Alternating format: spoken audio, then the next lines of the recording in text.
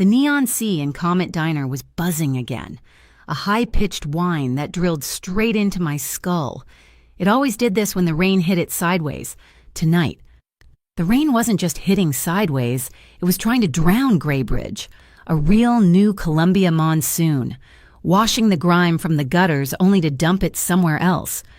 Inside, the air was thick with the smell of yesterday's grease and coffee that had been sitting on the burner for about 4 hours too long. It was the smell of my life. I wiped the counter, the damp cloth catching on a crack in the laminate, and looked at the pathetic pile of tips by the register. A $5 bill, maybe 6 singles, and a handful of quarters. It wouldn't be enough. Rent for my room on Baythorn Street was due Friday. This pile wouldn't even cover the late fee. My stomach did the familiar cold twist. I was 24 years old, and my entire existence boiled down to the mathematics of single-dollar bills. The bell above the door chimed, a tinny, cheerful sound in the heavy, wet dark. I looked up, plastering the standard-issue waitress smile on my face. It froze. He wasn't a customer, not our kind anyway. Our customers came in wet. Their coats dripped puddles on the linoleum. Their hair was plastered to their heads. This man was dry. He stood in the doorway for a beat, the flickering red light of the dying sea catching the planes of his face. He wore a black suit, not a cheap, shiny suit, but the kind of black that seemed to drink the meager light in the diner. It was tailored so perfectly it looked less like clothing and more like a part of him. He moved toward the counter, his steps silent. He didn't look at the menu board, didn't look at the pie display. He looked at me. His eyes were the strangest part. Not angry, not friendly. They were calm, the color of the Graybridge River in January, just before it freezes over. A calm that didn't mean peace. It meant absolute control. "Ma'am," he said. His voice was low, smooth, no local accent. "I need to ask a favor. My battery died." He held up a sleek, dead phone. "May I use yours?" I hesitated. My phone was my only link to anything. It was old. The screen cracked, but it was mine. Handing it to a stranger in this neighborhood. "It's an emergency," he said. He didn't sound desperate. He sounded factual. I looked at his face. It wasn't threatening, and he was just waiting. He knew I'd say yes. I found myself unlocking my phone and sliding it across the counter before my brain had fully agreed to it. "Thank you," he said. He didn't move away. He stood right there, dialing a number from memory. I tried to look busy. I refilled the salt shakers. I wiped the already clean coffee machine, but I was listening. "It's me," he said into the phone. A pause. "Obsidian Court moves the hour." That was it. Just that one cryptic sentence. I didn't know what an Obsidian Court was. It sounded like a fantasy novel, but the way he said it was an order. A change of plans that involved things much bigger than a stalled car. He handed the phone back. His fingers brushed mine. They were warm, not cold like I expected. "I appreciate this, Keely Hart Yee," he said. I stiffened. My name tag. He'd read my name tag. "Just Keely," I muttered. He nodded, a small, formal dip of his chin. "Keely." And then, faint but unmistakable, I heard it. Through the drumming of the rain, a heavy, rhythmic thwack, thwack, thwack in the distance. A helicopter. Not the police chopper, not the medical one. This was heavier, lower. It was the sound of money and power. My gut clenched. The kind of feeling you get right before the thunder hits, when the air pressure drops and all the hair on your arms stands up. This man didn't belong in my world of burnt coffee and dollar store ketchup. He belonged to some other, darker order. He slid a $50 bill onto the counter. "For the coffee I'm not having, and the phone call." "I can't break this," I stammered, looking at the bill. It was more than my entire night's tips. "Keep it," he said, and turned. The bell chimed, and he was gone, swallowed by the rain just as suddenly as he'd appeared. I stared at the 50. My rent problem was solved, just like that. But the helicopter sound was getting closer, and my gut told me I had just traded one problem for a much, much bigger one. The $50 sat under the register clip, feeling radioactive. 2 hours passed. 2 entire, agonizing hours. The diner emptied. The rain slowed to a miserable, icy drizzle. It was just me, the buzzing sea, and the dregs of the night. I was scrubbing the grill, the smell of chemical cleaner sharp in my nose, when the pickup truck pulled up. It parked right at the door, angled in, blocking the entrance. It was a heavy-duty truck, the kind construction crews use, but it was too clean. The headlights stayed on, cutting white blades into the diner. The bell chimed. 3 men filed in. They were the opposite of the man in the suit. They were loud, heavy, and they brought the smell of wet wool and cheap whiskey with them. They didn't look at the menu. They spread out. One took a booth by the window. One sat at the counter. The third walked straight to the back, toward the restrooms. "Hey," I called out, my voice sounding weak. "Restrooms are for customers only." The one at the counter, a thick man with a face like mashed potatoes, gave me a slow, greasy smile. "We're customers. Coffee, 3 black." The third man came back from the hall. He'd been looking at the back door. He nodded to the man at the counter. "You the only one working tonight, sweetheart?" Mashed potato face asked. "My boss is in the back." I lied. My boss, Sal, was at home, sleeping. The man's smile widened. He knew I was lying. "Right. Hey, you got a backup phone? Like a landline?" "It's broken," I said, my heart starting to hammer against my ribs. "Just my cell." "And the cameras?" the one in the booth asked, gesturing to the little security dome in the corner. "That thing record." "I think so. Sal handles that." "Sal handles a lot." Mashed potato face grunted. They weren't here for coffee. They were checking the layout. They were looking for something, or someone. The bell chimed again. I almost jumped out of my skin. I thought, for one wild second, it was him again. The man in the suit. It was worse. 2 men in cheap rumpled suits that screamed government employee walked in. They had an air about them, an arrogant, lazy power. "Keely Hart," the taller one asked, reading my name tag with a smirk. "Yes." He flashed a badge. It was quick, too quick to read, but I saw the emblem. FOTB, Federal Organized Threats Bureau. I'd never even heard of them. "We're with the Federal Organized Threats Bureau," he said. Like that explained everything. "Just doing a routine check. Mind if we look at your sanitation license?" "It's on the wall," I said, pointing. The shorter one, who smelled like stale cigarettes, laughed. "Cute." He walked behind the counter, right into my space, and peered at the coffee machine. "This looks non-compliant. Grease trap looks full, too. We could shut you down for this, you know." "It's clean," I said, my voice shaking with anger now. Not just fear. "I cleaned it an hour ago." "That's what they all say." The tall one smirked. He leaned in close. The 3 thugs in the diner watched us, amused. "A violation like this, it could cost your boss his business. Unless you're willing to be cooperative." "Cooperative how?" The FOTB agent's eyes flicked to the phone on my hip. "We hear this diner gets interesting calls. Maybe you let us see your call log. Help us with an ongoing investigation." My blood ran cold.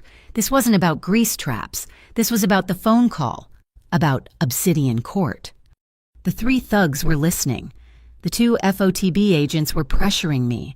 The diner, my little greasy sanctuary, suddenly felt like a cage, and all the animals were inside. And then the bell chimed. The sound cut through the tension like a razor. Ernesto Serrano stepped inside.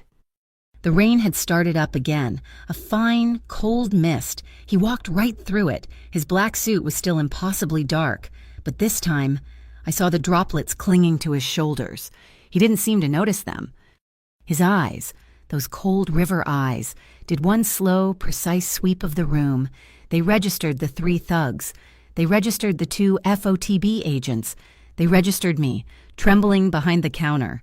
He saw every exit, every hand, every pocket that might hold a threat. He walked to the counter, right between the FOTB agents and me.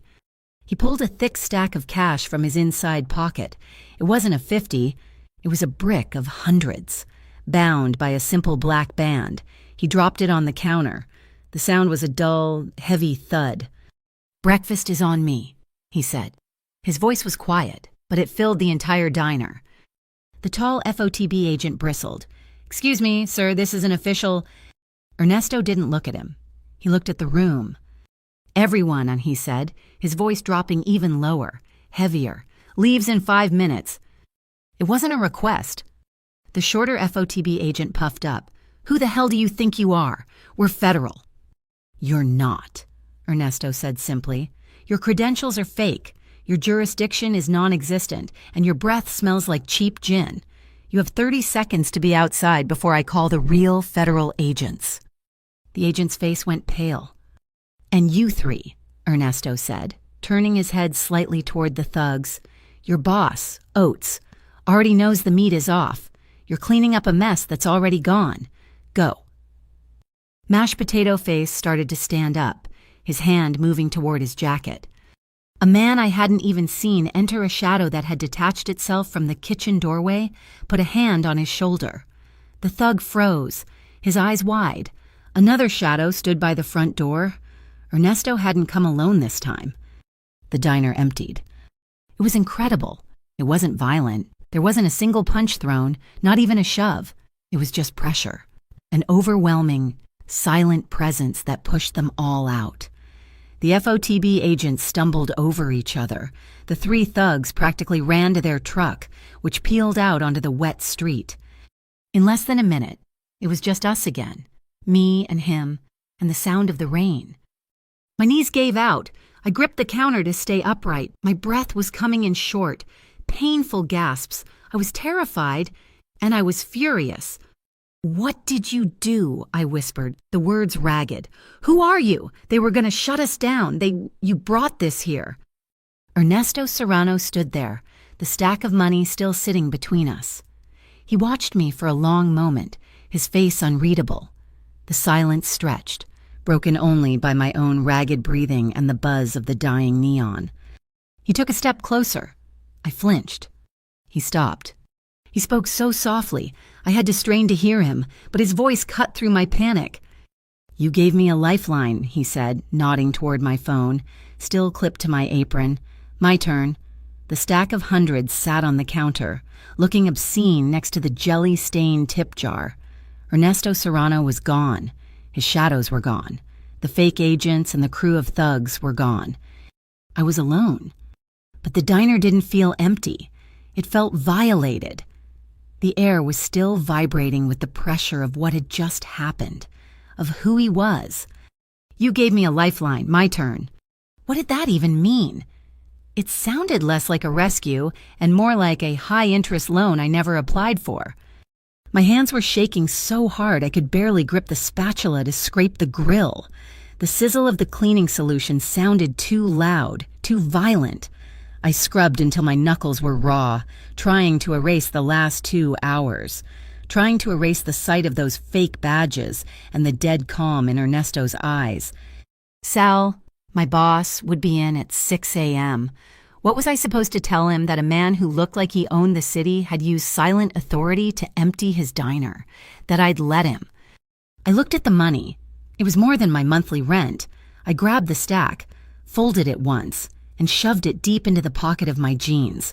It felt heavy, like a stolen rock. I finished my closing duties on autopilot, mopped the floor, restocked the napkins, turned off the coffee machine. I locked the front door at 5:05 a.m., just as the sky was turning a sick, bruised purple over the Graybridge skyline. The rain had finally let up, leaving the streets slick and gleaming, reflecting the sickly orange streetlights. Baythorn Street was a 10-block walk. Usually, I'd put in my earbuds, but not tonight. Tonight. Every sound was a threat. The hiss of a bus's air brakes, the clatter of a metal trash can lid, the distant wail of a siren. I was halfway down the 3rd block when I felt it. It wasn't a sound, it was a presence. A low, thrumming rumble that didn't belong to the usual city noise. I glanced over my shoulder. A sedan. It was painted a deep crimson, a color that looked black in the dim light. It was cruising slowly, maybe 20 yards back. My heart, which had just started to slow down, kicked back into high gear. I told myself I was being paranoid. It was just a car. I turned right onto Glover Street, a shortcut through a commercial alley. The sedan turned right. The alley was narrow, smelling of wet cardboard and old fry grease. My sneakers slapped against the pavement. I didn't run, but I walked fast. The car's engine noise echoed between the brick walls. It never sped up, never got closer, just stayed. I emerged onto Baythorn, my street. I chanced another look. The crimson sedan was parked at the mouth of the alley, just watching. I fumbled with the keys to my building, my fingers stiff and cold. I jammed the key into the main door, shoved it open, and slammed it behind me. I listened, my back pressed to the wood, for the sound of the door opening again. Nothing, just the wheeze of the ancient radiator in the hall. My apartment was on the 3rd floor, 3B. I took the stairs 2 at a time, my breath burning in my lungs. My door was locked. Exactly as I'd left it, I sighed, leaning my forehead against the peeling paint. See, Keely paranoid. I unlocked the deadbolt, pushed the door open, and froze. It smelled wrong. It smelled like stale, unfamiliar cologne and the metallic scent of wet metal. My little studio apartment was tiny, a bed, a dresser, a kitchenette, a card table. I knew every square inch of it. Someone had been here. It wasn't a violent toss. It wasn't like on TV. It was subtle. The single drawer of my dresser was pulled open about an inch. The cushion on my armchair was slightly crooked. My mattress, when I looked closely, was a fraction of an inch off its box spring. They hadn't been looking for money. I didn't have any. They had been searching. Gently. Carefully. A message. My eyes scanned the room and landed on the card table. There it was. A photograph. A small, square Polaroid. Sal had taken it last Christmas, when I'd worn a stupid reindeer antler headband and was holding up the cherry pie I'd baked. In the photo, I was smiling. A real, genuine smile. It was placed perfectly in the center of the table. They were telling me they knew where I lived. They knew what I looked like. They knew where I worked. My legs gave out and I slid down the wall to sit on the worn linoleum floor. The money in my pocket felt like it was burning a hole through my leg. My phone, the one Ernesto had used, buzzed on my hip. I pulled it out, an unknown number, a text message. My fingers were numb as I opened it. Your phone, 2:17 a.m. Don't break it. 2:17 a.m. I checked the call log. That was the exact time. The exact minute Ernesto Serrano had made his call. Obsidian Court moves the hour. They knew. They knew I was the one who'd given him the phone. They didn't just know where I was. They knew what I'd done. Before I could even process the text, the phone rang. Blocked, the screen flashed. I stared at it.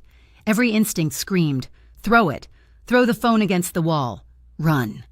I answered. Hello? My voice was a reedy whisper. Keely. Ernesto. His voice was exactly as I remembered. Calm, low, and completely devoid of panic. It made my own panic feel childish. They were here, I hissed. They were in my apartment. How did they find me? They followed you from the diner, he said, as if stating the weather. The crimson sedan. My blood went cold. You knew they were following me and you let them. I needed to confirm they were watching you, he said. Now I know. Listen to me very carefully. You have a roll-up bag for your diner tools, spatulas, thermometers. My cutlery bag, it's in my locker at the diner. No, he said. The one you take home, the one in your backpack. I looked at my backpack, slumped by the door. I always kept a spare set, just in case. Check the canvas lining, near the zipper, he ordered. I crawled over to the bag, my heart a cold stone. I unzipped it, pushing aside a spatula and an offset knife. I felt along the seam. Nothing. It's not. Then my finger brushed against it. A small, hard disc, no bigger than a quarter, stitched into the fabric. They planted it. I breathed. At the diner. Those thugs. They're thorough, he said. I need you to meet me now. No, I said, the anger finally boiling over the fear. No, I'm done. You brought this to me. You and your obsidian court. You clear my diner and now my apartment is being searched. No, leave me alone." There was a pause, not an angry one, a patient one. "Deck 7, Matson," he said. "The parking garage on Mariner Street. Top level, 10 minutes. Come alone." "Are you listening to me?" I said. "No." "They think you're working with me, Keely. They think you're my associate. Leaving you alone right now is the most dangerous thing I could do. 10 minutes. The line clicked dead. I sat on the floor, shaking with a rage that was so deep it tasted like metal. He wasn't asking. He was telling. I stood up. My reflection in the cracked bathroom mirror looked pathetic, pale, scared, eyes too wide. Fine. He wants a meeting. He'll get one. I grabbed the can of pepper spray from my keychain. Then I walked to the kitchenette, opened the wooden knife block, and pulled out the sharpest, smallest paring knife. I slid it into the sleeve of my hoodie. I was going to deck 7, but I wasn't going to listen. I was going to tell him no to his face. The top level of deck 7 was empty, windswept and cold. The wind howled through the concrete pillars, carrying the distant sound of the port. Below us, Graybridge was a carpet of glittering, indifferent lights. He was there, just him. He was leaning against a dark sedan that was probably worth more than my entire apartment building. He wasn't in the suit anymore. He wore dark jeans and a heavy wool coat, but he still looked impossibly sharp, impossibly contained. He wasn't looking at me as I climbed the final ramp. He was looking out over the city. My hand was in my pocket, gripping the pepper spray. The knife was cold against my forearm. "I'm not helping you," I said. My voice was surprisingly steady in the wind. He turned. His face was shadowed. I know. He didn't make any sudden moves. He just reached into his coat pocket and tossed a small, clear plastic bag onto the hood of his car. It slid a few inches and stopped. "They're sloppy," he said. I stepped closer, cautiously. Inside the zip-top bag were 2 items, a small, black disc identical to the one I just cut out of my bag, and one of the FOTB badges the agents had flashed at the diner. "They dropped this," he said, nodding at the badge, "in their haste. You said they were thorough, now they're sloppy. They're thorough when they're hunting, they're sloppy when they're running," he said. He looked at me, his eyes catching the distant city light. "Your phone call, Keely, at 2:17 a.m. It wasn't just a call. It was a digital key. They had a trap set on a specific number, a dead drop. They expected me to use one of my own phones, which they are monitoring. When I used yours, a clean, civilian phone, it bypassed their trap. It triggered a different protocol. It exposed them." He stepped away from the car, keeping his hands visible.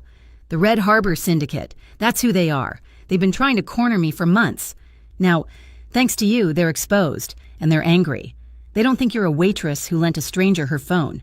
They think you're my hanger, my associate." "A hanger?" I spat the word. "I'm a waitress. I serve coffee and burnt toast.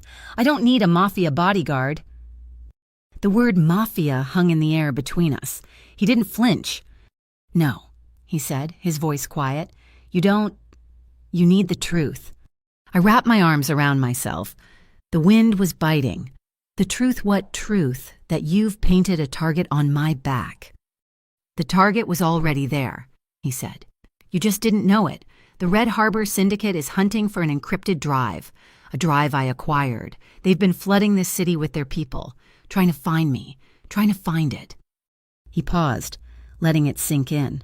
"The men in your diner tonight, the fake agents, that was them. That was Red Harbor, the one at the counter. Mashed potato face, as you probably call him. His name is Oates." The name hit me like a physical blow, Oates. My mind flashed back, not just tonight, weeks ago, a month ago, a big, beefy man with a loud voice and piggy eyes. "Oates," I whispered. "He comes in every Tuesday, orders the lumberjack special, extra bacon, always complains the eggs are too runny. He knows me." The abstract threat, the men in suits, the helicopter, it all collapsed into one terrifying, concrete fact The man who'd just had my apartment searched was a man I had served coffee to. He's been watching the diner, Ernesto stated, watching all of you, looking for a way in. Your phone call just accelerated his timeline. I felt sick. So what now? You take them out. You do whatever it is you do. I protect my assets, he said. I'm not your asset. You are, he said, and the finality in his voice shut me up. You are, until Red Harbor is handled, whether you like it or not. He walked to the concrete ledge of the garage and placed a small, black flip phone on it, a burner. My number is the only one in it. They will be listening to your phone. Don't use it for anything except calling the police if you have to. Use this if you need me. I stared at the phone. Taking it was a choice. It was stepping over a line. I won't, I said. Ernesto nodded, as if he expected it. That's your choice. He turned to leave. His hand was on the car door when he stopped. Keely, he said, looking back at me. The wind ruffled his hair. If you still want to work tonight, if you go back to that diner for the evening shift. What? Wear a thick coat. He got in his car. The engine started with a low, expensive growl. He was gone in seconds, leaving me alone on the roof with the wind and the burner phone. I walked back to my apartment. The door was still open, the room still smelling of the intruder. I sat on the floor, the Polaroid of my smiling face in one hand, the paring knife in the other. The burner phone was heavy in my coat pocket. I listened to the rain start to fall again. Ticking against my window, I was trapped. I was on the edge of a world I didn't understand, and the only person offering me a hand was the man who'd pushed me off the ledge. I sat on my floor until my legs went numb. The cheap plastic of the burner phone was cold in my hand. Ernesto's warning. Wear a thick coat echoed in my head. It wasn't advice, it was a threat assessment. But fear doesn't pay bills. Rent for my room on Baythorn was still due. The cash Ernesto had left the 50 this morning. The brick of hundreds I hadn't even counted felt like poison. I couldn't use it. Using it meant I was part of whatever this was. It meant I was bought. So I went to work. I put on my thickest hoodie under my thin work jacket. It wasn't much, but it was all I had. I felt like I was wearing tissue paper armor to go serve pancakes. The 6 o'clock rush at the Comet was chaos, but it was the good kind, the normal kind. The air was hot and thick with grill smoke, sizzling onions, and the sweet smell of brewing coffee. Every booth was full. A group of bikers, weekend riders, mostly harmless, were laughing too loudly in the corner booth. A line of truck drivers nursed their mugs at the counter. A young couple in booth 4 was having a whispered, intense argument, probably about money. It was loud, it was familiar, it was sane. For almost an hour, I lost myself in it. I was just Keely. I refilled coffees, yelled order up to Sal in the kitchen, flirted with the bikers for a better tip. The terror of the morning, the crimson sedan, the man in my apartment, it all receded. It felt like a paranoid dream. The tinny bell above the door chimed. Be right with you, I called out, balancing 3 plates on my arm. We're not here to eat, sweetheart. My blood didn't just run cold. It froze solid. I set the plates down very, very slowly on the counter. It was Oates, mashed potato face. He wasn't in his usual grubby work clothes. He wore a stained, cheap windbreaker. And he wasn't alone. The man beside him was a monster.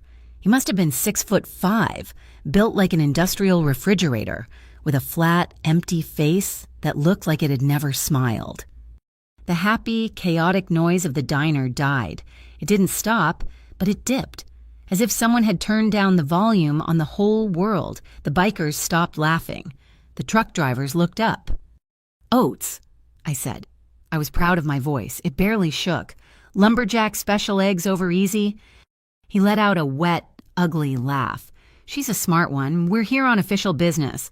He slapped a laminated card on the counter.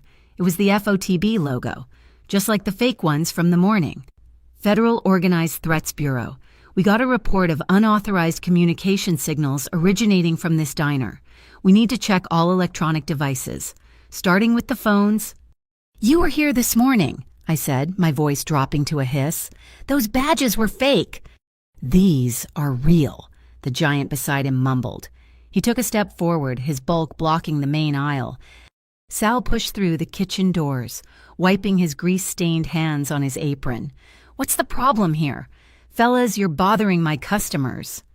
"The problem," Oates said, leaning onto the counter, "is we need to see this diner's phone, and hers." He pointed a thick finger at me. "We have reason to believe she's been cooperating with a known fugitive.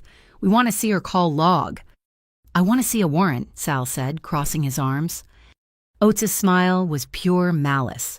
"This is the warrant. Now give us the phone, or we shut you down. For good."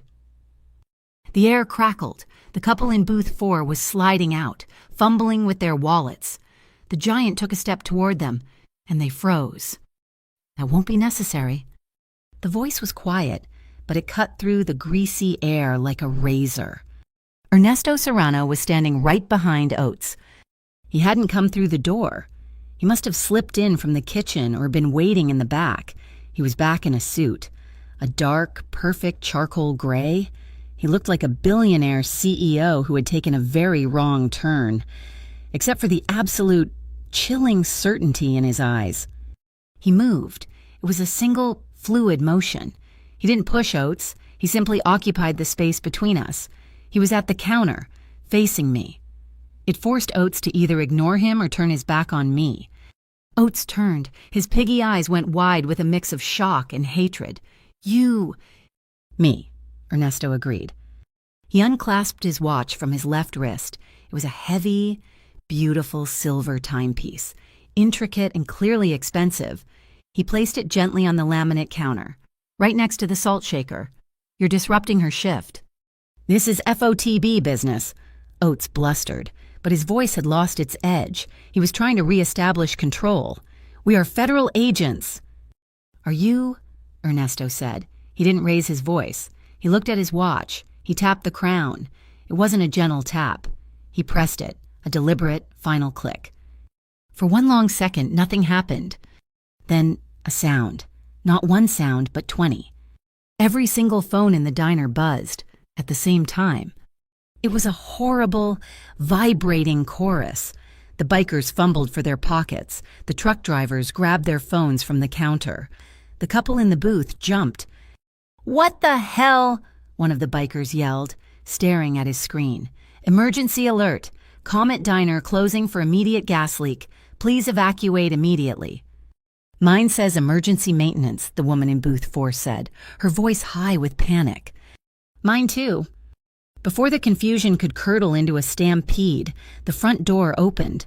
2 men in crispy black polo shirts stepped inside. They had no logo, but they moved with an authority that was absolute. "Apologies, everyone," the first man said, his voice a calm, professional baritone. "We have a critical maintenance issue. For your safety, we must ask you to clear the building immediately." "All meals are complimentary," the second man added, already holding the door. "Please accept your refund on the way out." It was seamless. It was brilliant. People grumbled about their food, but the combination of a phone alert and the polite, firm insistence of the men in black polos was irresistible. They started to file out. Ernesto's people were polite, efficient, guiding people, handing $20 bills to the customers as they left. They weren't bouncers. They were event managers. Oates was frozen. He was staring at Ernesto, his small brain finally connecting the dots. "This is you. You did this." The diner was emptying fast, soon. It was just me, Sal, Oates, the giant, Ernesto, and his 2 men. "The diner is cleared," Ernesto said. "You should leave." "Not without the phone," Oates snarled, and he moved. He didn't go for Ernesto, and he went for me. His big, meaty hand shot across the counter and clamped around my wrist like a steel trap. I screamed, a short, sharp gasp, the pepper spray in my pocket, the knife in my hoodie sleeve. They were useless. "Waya!" Ernesto didn't punch him. He didn't even raise his hand. His left hand moved in a blur. He didn't grab Oates' wrist. He cupped his elbow from underneath and placed his other hand on the back of Oates' shoulder. And he leaned, just slightly. A pained, wet grunt tore out of Oates' throat. His face went white. His own grip on my wrist became a torture device, his joints locking in a way they weren't supposed to. It was a soft, simple, anatomical movement, and it brought the much larger man to his knees. My wrist was free. My shoulder, he wheezed. The giant finally reacted. He was fast for a big man. A folding knife appeared in his hand, the blade snapping out with a lethal click. He never even took a step. A third man was suddenly there. I hadn't seen him enter. He wasn't one of the men in polos. He was tall, thin, and wore a black hoodie. His face shadowed. He looked like a ghost. He moved like one. He didn't block the knife. He didn't grab the giant's arm. He moved inside the giant's guard. His fingers, precise as a surgeon's, struck the hinge of the open blade. There was a sharp, metallic snap. The blade of the knife separated from the handle. It clattered to the linoleum. The giant stared at the empty handle in his hand, his brain completely short-circuited. The man in the hoodie, who I would later learn was Anton Hex, didn't even look at the giant. He just looked at Ernesto, awaiting orders. Ernesto released the pressure on Oates. The big man scrambled back, clutching his arm, his face slick with sweat. The last customer was gone. One of Ernesto's men locked the front door. The buzzing neon sea outside flickered and went dark. They'd cut the power to the sign. The diner was dead silent, except for the hum of the freezer. Ernesto looked at Sal, who was frozen by the kitchen door, then at Oates, then at me. "I paid for everyone's breakfast this morning," Ernesto said, his voice echoing in the quiet. "Now, I'm paying for her safety." I was pressed against the pie display, my entire body vibrating. I wanted to scream. I wanted to throw a coffee pot at all of them. At Oates, at the giant, at Ernesto.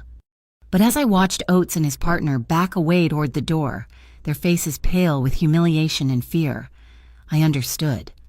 This wasn't just a rescue, it was a statement. The first time he cleared the diner, he was cleaning up his own mess. This time was for me. The thought was more terrifying than Oates' knife. Oates fumbled with the locked door. Hex unlocked it from the inside and held it open for them, a gesture of chilling, mundane politeness. They stumbled out into the night. The diner was silent, just me, a stunned Sal, Ernesto, and the ghost named Hex. "Keely," Sal stammered. "What in God's name?" "Go home, Sal," Ernesto said, his voice gentle. "My associate is waiting outside. He will explain there was a small, contained kitchen fire. He will compensate you for the lost night's business, plus damages. Your job is safe, Keely." Sal looked at me, then at Ernesto, then at the knife blade on the floor. He nodded.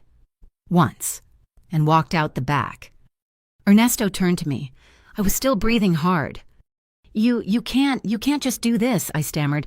"This is Sal's diner. This is my job." "Oates won't be back," he said. "Not here. They will escalate." He reached into his suit jacket and pulled out a business card.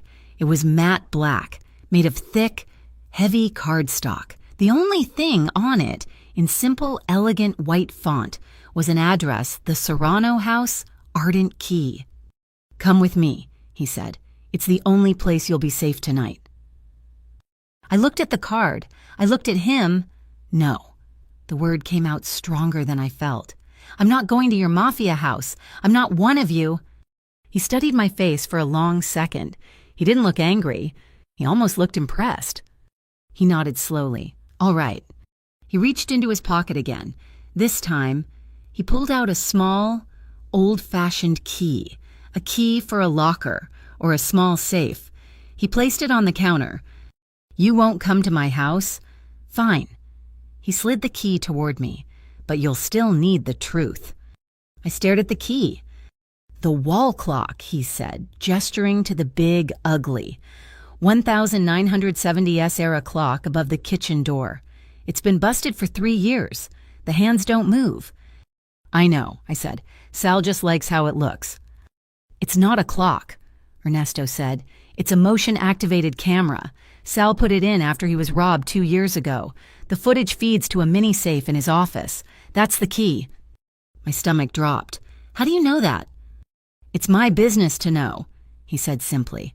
You think you got dragged into this at 2:17 a.m. when I borrowed your phone? You're wrong. He tapped the key. Go watch the footage. Timestamp 2:11 a.m. 6 minutes before I walked in here. Watch it, then you can curse me. He and Hex turned and walked to the door. Wait, I called out. He stopped, his hand on the door. The coat, I said, my voice small. You told me to wear a thick coat. Why? Ernesto looked at the knife blade still gleaming on the floor, because I knew they wouldn't just use their words this time, and I wasn't sure I'd make it in time. The bell chimed. They were gone. I stood there, my heart pounding a hole in my chest. The key? I ran to Sal's tiny office. The mini safe was exactly where he said it would be, bolted to the floor under the desk. The key slid in.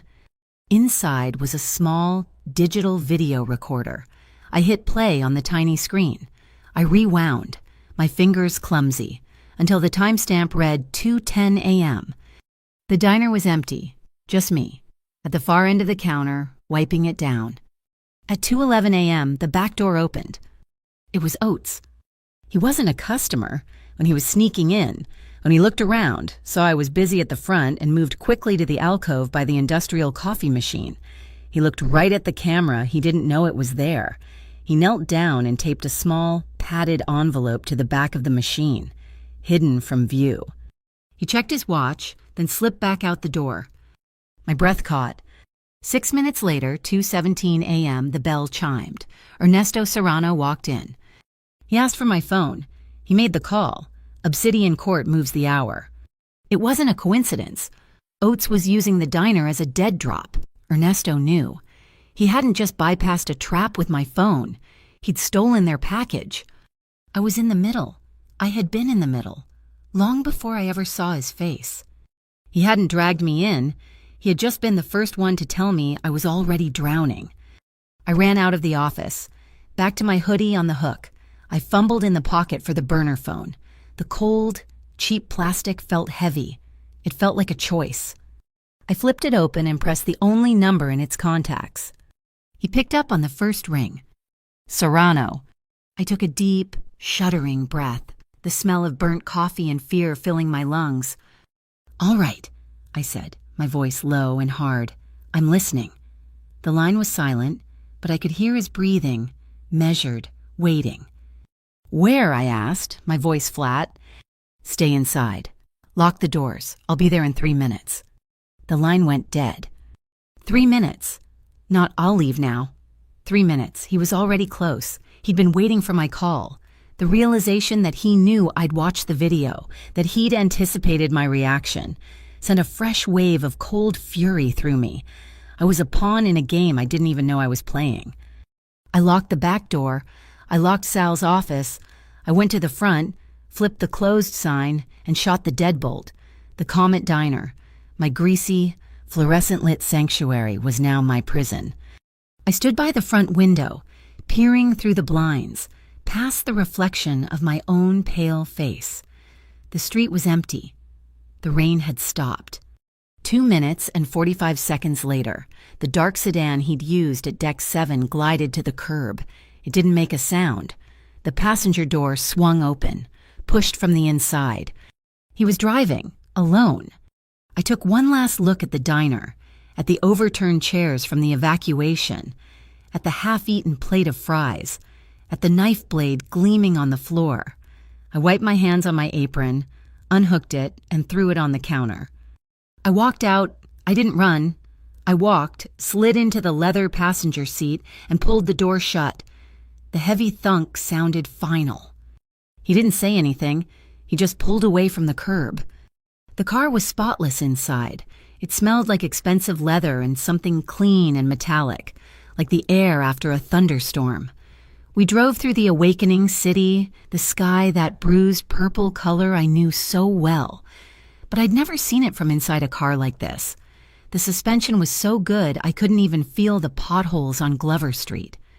You knew, I said to the windshield. You knew Oates planted that package. I knew Red Harbor was using the diner as a dead drop. He corrected, his voice calm. He didn't take his eyes off the road.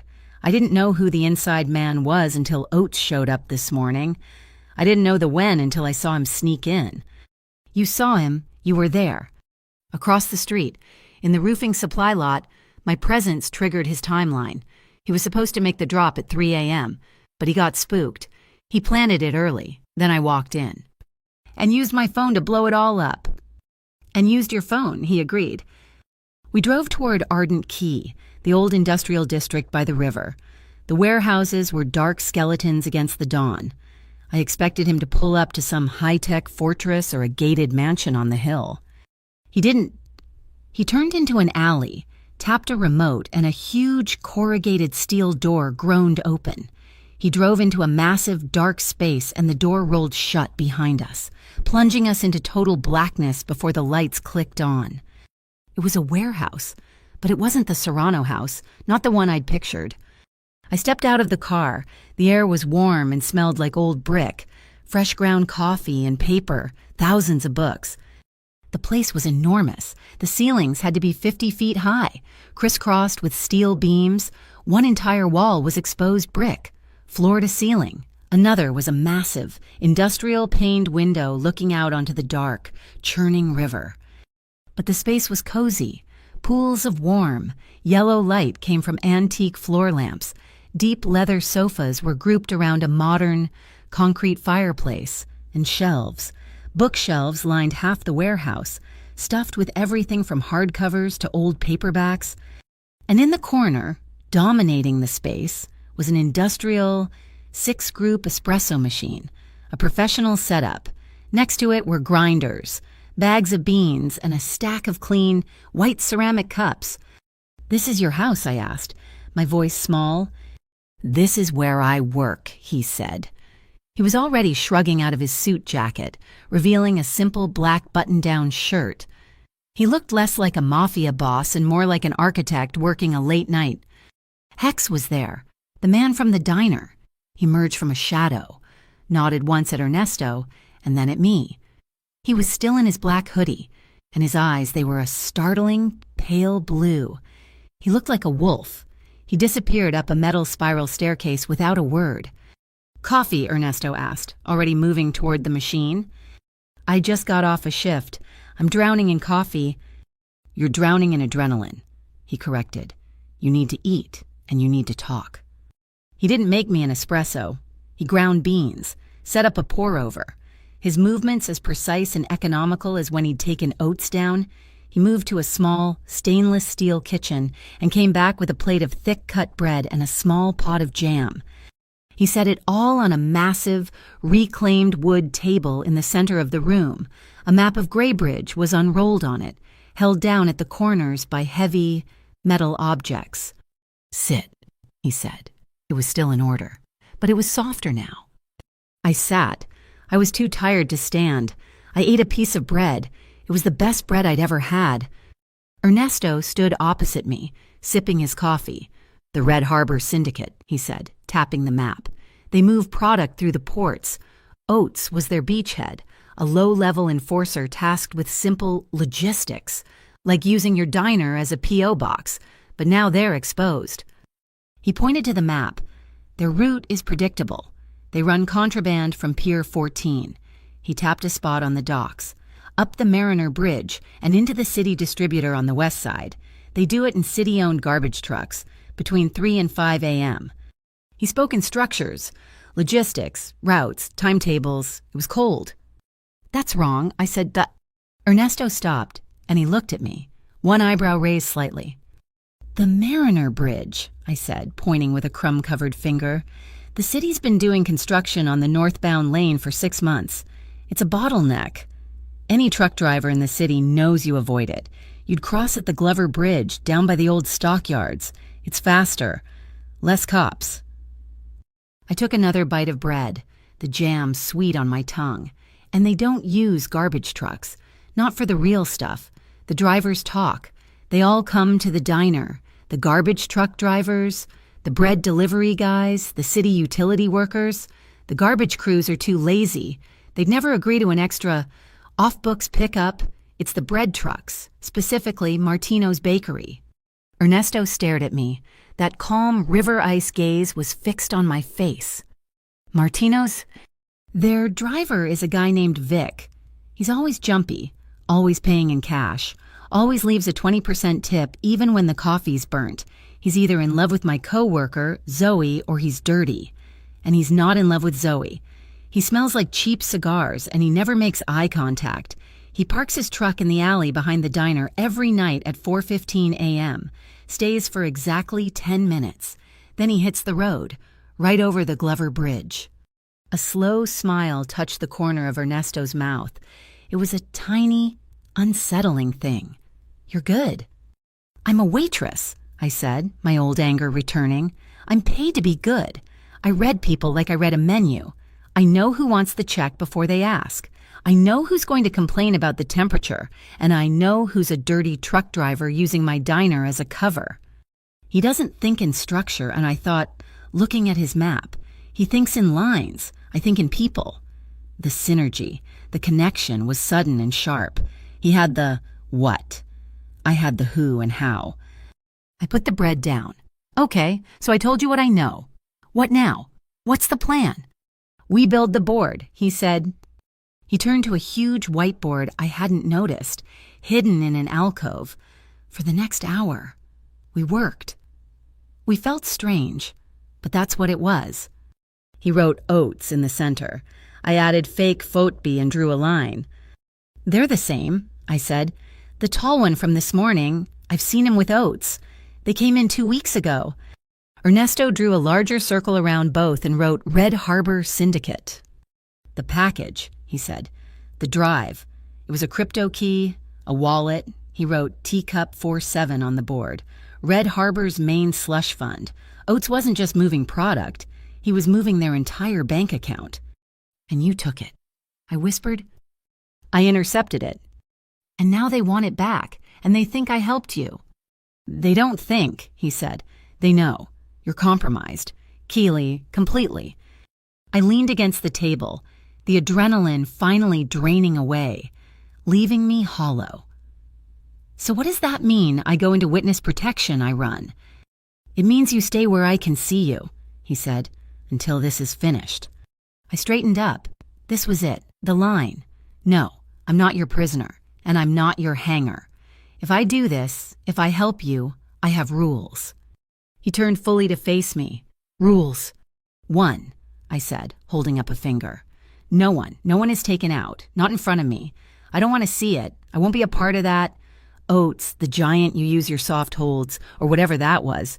But no one gets permanently hurt where I can see. He nodded. Acceptable. 2, my friends, my coworkers, Sal and Zoe Park. She's my best friend. She's not like me. She's soft. You will not let this touch them. They are to be kept so far out of this, they don't even know it's happening.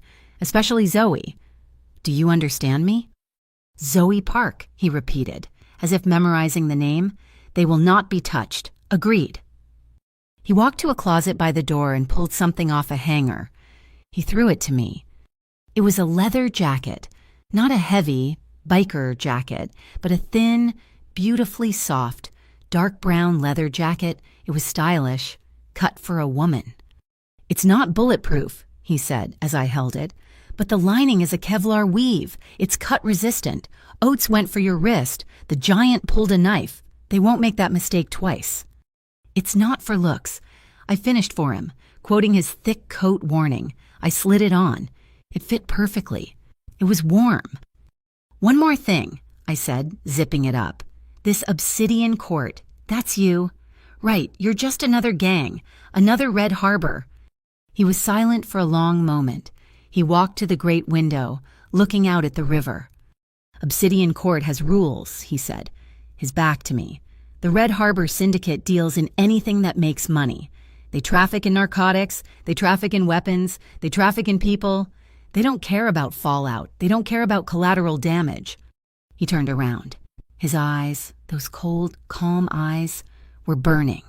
My organization has rules. We do not touch human trafficking. We do not involve minors. Ever. And we do not harm civilians. He didn't need to swear. He didn't need to cross his heart. The way he said it, the absolute ironclad certainty in his voice, I believed him. I believed him completely. In his eyes, I saw something I didn't expect. Not darkness, but a shadow. The shadow of a man who had seen things, maybe done things that forced him to create these rules. It was the look of a man who was atoning for something. A long time ago. The drive I took, and he said, wasn't just their money. It was their trafficking ledger. The names, the routes, the children. My stomach turned to ice. Children. Red Harbor doesn't care. Suddenly, the lights in the warehouse flickered. They didn't go out, just buzzed and dimmed, then surged back. Hex appeared on the spiral staircase. He didn't say anything. He just held up 2 fingers. A tail, Ernesto said, his entire body shifting. He wasn't the calm architect anymore. He was the man from the diner. His hand went to his hip, resting on I hadn't even seen it, a weapon, holstered perfectly under his shirt. My heart hammered in my chest, but it was different this time. It wasn't just fear. It was something else. A strange, electric feeling, watching him stand between me and the dark. They followed you, I whispered. No, Ernesto said. They were watching the building. They just saw you arrive. They know you're with me. He looked at Hex. Sweep, confirm. Hex vanished. Ernesto turned back to me. The moment of danger had passed, but the air was still thick with it. You can't go back to your apartment. You can't go back to the diner, not alone. So what's the plan? I asked, my voice shaky. We wait here until they break down the door. No, he said. They've shown their hand. Now we reverse the play. He looked at the whiteboard, at Oats and Comet Diner. Tomorrow, he said, we turn the diner into a stage. We're going to use Oats to expose the real FOTB mole, and we're going to do it on your turf. He was sending me back. I was the bait. He must have seen the look on my face. You won't be alone. Not for a second, but they trust you. They see you as a weak link. We'll let them think that. Right up until the moment the trap springs. He walked me back to the car. I'm taking you somewhere safe, a different location. You'll stay there tonight. We were at the car door. He stood in front of me, close. Close enough for me to smell the coffee on his breath. Are you afraid of me? Keely, he asked. His voice was low. I had to be honest. No. I'm afraid of what you drag along with you. I'm afraid of this. I gestured to the warehouse, the map, the implied threat outside. I looked him right in the eye. Are you afraid of me? He was silent for a beat. He studied my face, as if he were memorizing it. Yes, he said, his voice barely a whisper. Afraid I'll get you hurt? No, Ernesto said. He opened the car door for me. I'm afraid you're right. The safe house wasn't a house. It was a sterile, high-floor apartment in a glass tower that had no name on the directory. It had beige furniture, hotel art, and no personality.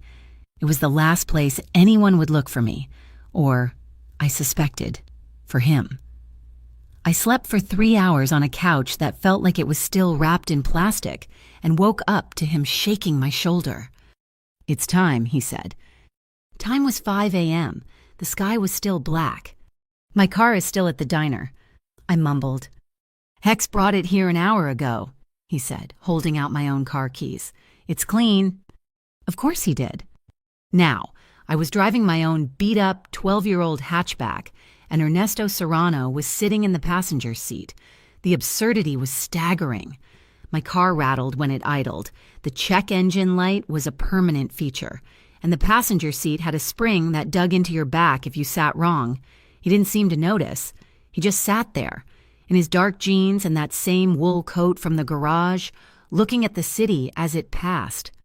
He was navigating, left here, right on Wharfman's. We're going to the Misty Shore Market.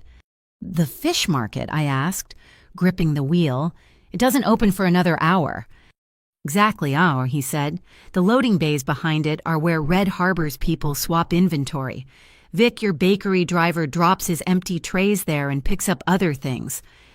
My stomach was a cold knot. This was happening too fast. Yesterday, I was worried about rent. Today, I was driving a Mafia boss on a stakeout in my 2012 hatchback. The leather jacket he'd given me felt heavy on my shoulders. A costume I hadn't asked to wear. We pulled onto the cobblestone streets of the market. It was dead quiet, save for the lapping of the river water against the pylons and the cry of a lone seagull. The air was thick with the smell of low tide, salt and diesel. "Pull in there," he gets, "behind that stack of lobster traps." I cut the engine. The sudden silence was deafening. "We wait," I whispered. "We wait." We didn't wait long. A minute later, a dark blue utility van, the kind electricians use, turned into the service road. It didn't drive past. It stopped, blocking the only way out. "Ernesto," I said, my hand instinctively going for the gear shift. "Stay calm," he said, his voice level. He wasn't looking at the van. He was looking at the side mirrors. The passenger door of the van slid open. A man hopped out. He was holding something. A white cardboard box, about the size of a shoebox. He grinned, an ugly, gap-toothed expression, and tossed it onto the hood of my car. "Happy birthday, sweetheart," he yelled.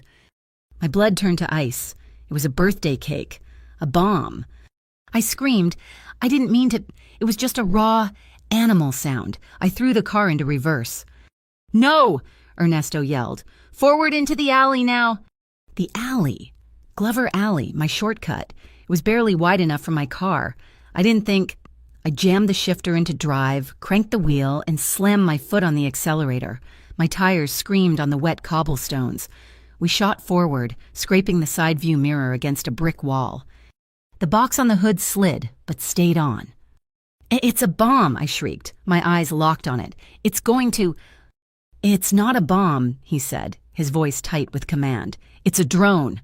Stop the car. Hard." I was in the middle of the alley.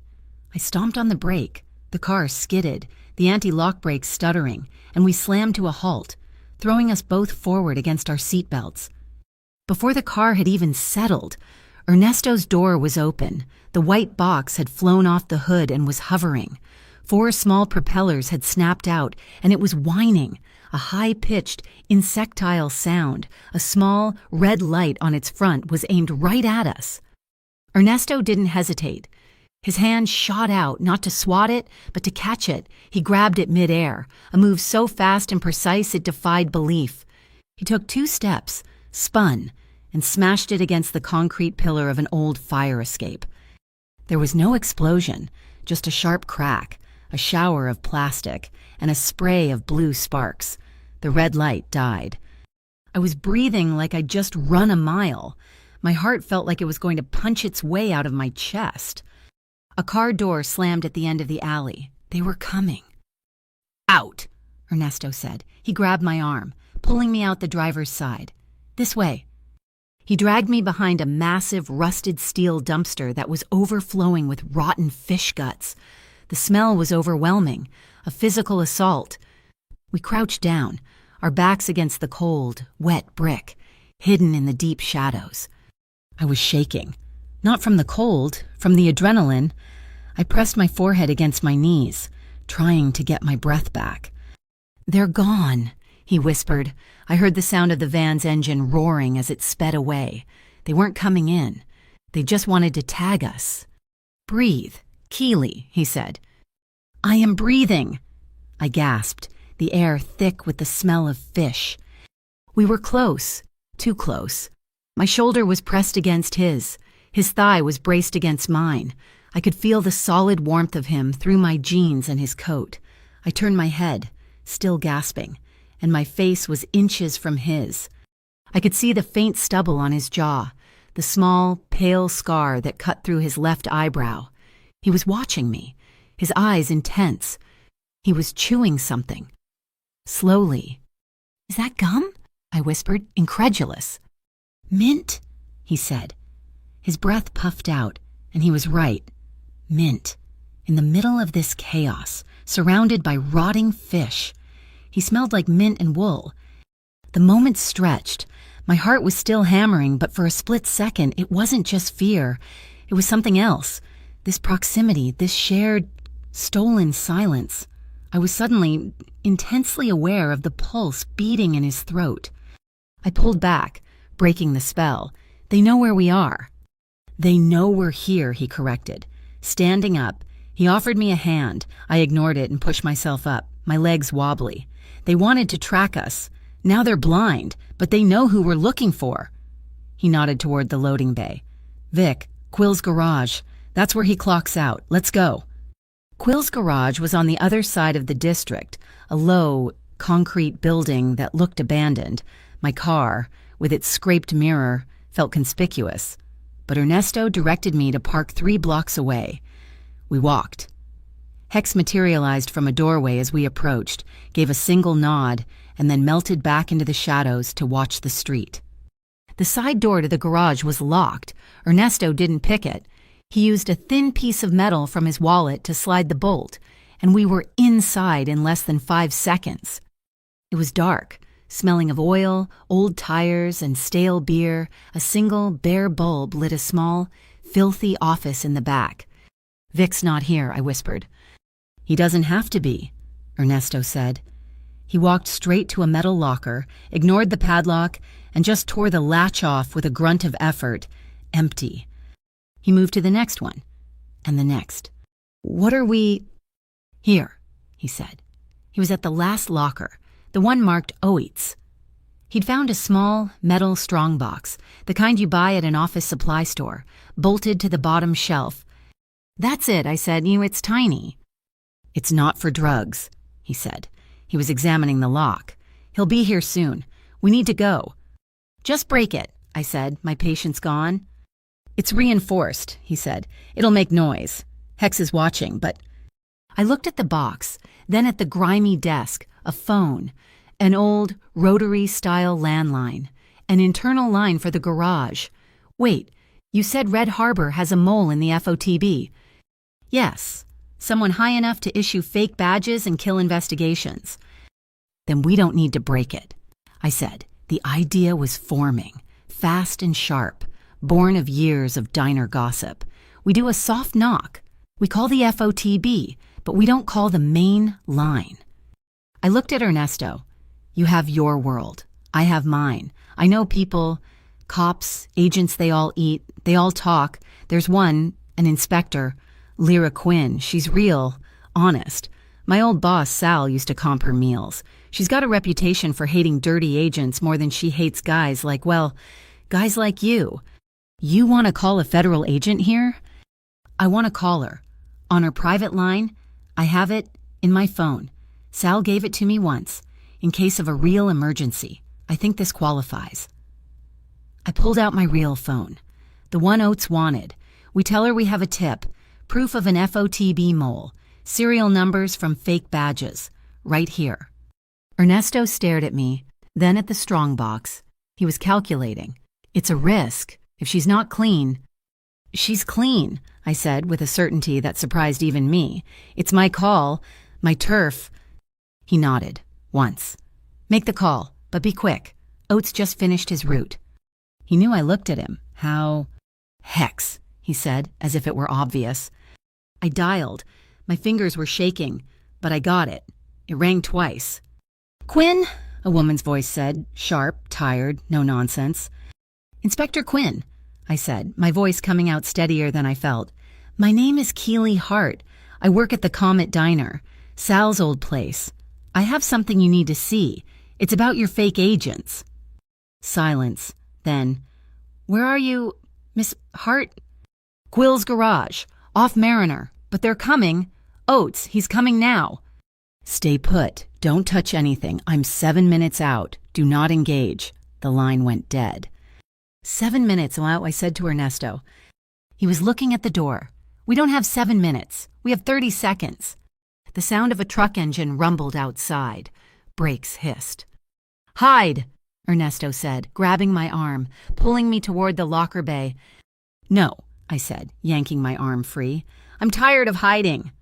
I looked around, desperate. My eyes landed on my old canvas cutlery bag, the one I'd thrown in my car. I'd never taken it out. I unzipped it and pulled out the first thing I touched. A heavy, stainless steel pancake flipper, the wide, solid kind. I held it like a club. Ernesto looked at the flipper, then at my face. A small, almost invisible smile quirked his lip. "All right, don't swing until you see the whites of their aprons." The door burst open. It was Oates, and the refrigerator-sized giant from the diner, and two more guys, both wiry and mean-looking. They saw us. They froze. Oates's face went from surprise to pure, ugly rage. "You," he snarled at me. "You're with him." "She's with me," Ernesto said. He stepped forward, putting himself between me and them. "This is over, Oates. Your mole is burned. Your money is gone. Walk away." "Walk away," Oates laughed. "You cost me everything." He nodded to his men. "Take him. She watches." The two wiry guys went for Ernesto. The giant went for me. Hex dropped from the ceiling rafters. He landed in total silence between the two wiry guys. One of them turned, raising a crowbar. Hex moved like water. A block, a twist, a strike to the throat. The man went down, gagging. The second one swung. Hex ducked under it, drove his elbow into the man's solar plexus, and as he doubled over, chopped him on the back of the neck. He crumpled, two men down in less than 3 seconds. The giant was still coming at me. He was slow, but he was huge. Ernesto moved on Oates. It was exactly like the diner. Oates threw a wild, clumsy punch. Ernesto sidestepped, caught the arm, twisted. It was that same, soft, horrifying joint lock. Oates howled and dropped to his knees, his arm trapped at an impossible angle. That left the giant. He saw his friends down, his boss kneeling, and he turned, his big, flat face full of panic. He lunged, not at me, but at the strong box. His hand closed on the box. He turned to run. I didn't think. I just acted diner instincts. A customer tries to grab the tip jar. You block the exit. I swung the pancake flipper. I aimed for his head, but he moved. The solid steel thwacked loudly against his wrist. He roared, a sound of pure pain, and his hand flew open. The strongbox clattered to the oily floor. He stared at his hand, then at me, then at the flipper. He was about to charge when a sound pierced the air. A siren, close, getting closer. "Cops!" Oates screamed, his voice strained. "It's a setup." "Lyra," I breathed. "It's not Lyra," Ernesto said, his voice deadly serious. He was looking at the street. "That's not a Graybridge PD siren. It's fake." Crash! The sound of 1,000 wine glasses shattering. The plate glass window at the front of the garage exploded inwards. "Sniper!" Hex yelled. Ernesto let go of Oates and launched himself at me. He didn't push me down. He tackled me, wrapping his arms around me, twisting his body so he landed on the bottom, shielding me with his own. We hit the concrete floor hard, my head tucked under his chin, the pancake flipper skittering away. Glass rained down on us, tiny, glittering fragments dusting his hair, his coat. I was completely covered by him. His heart was hammering against my chest. Or maybe it was mine. I couldn't tell. "Go, go!" Oates was screaming. The giant grabbed him, and they scrambled out the back door, leaving their men behind. The fake siren faded. Ernesto didn't move for a long second. He just lay on top of me, his breath warm against my hair, the smell of mint and wool. "Are you hit?" he whispered, his voice rough. "No," I managed to say. "Are you—" He rolled off me, getting to his feet in one fluid motion. He was covered in tiny shards of glass. "We have to go. Quinn is real, but Red Harbor just proved they're willing to go public." He pulled me to my feet.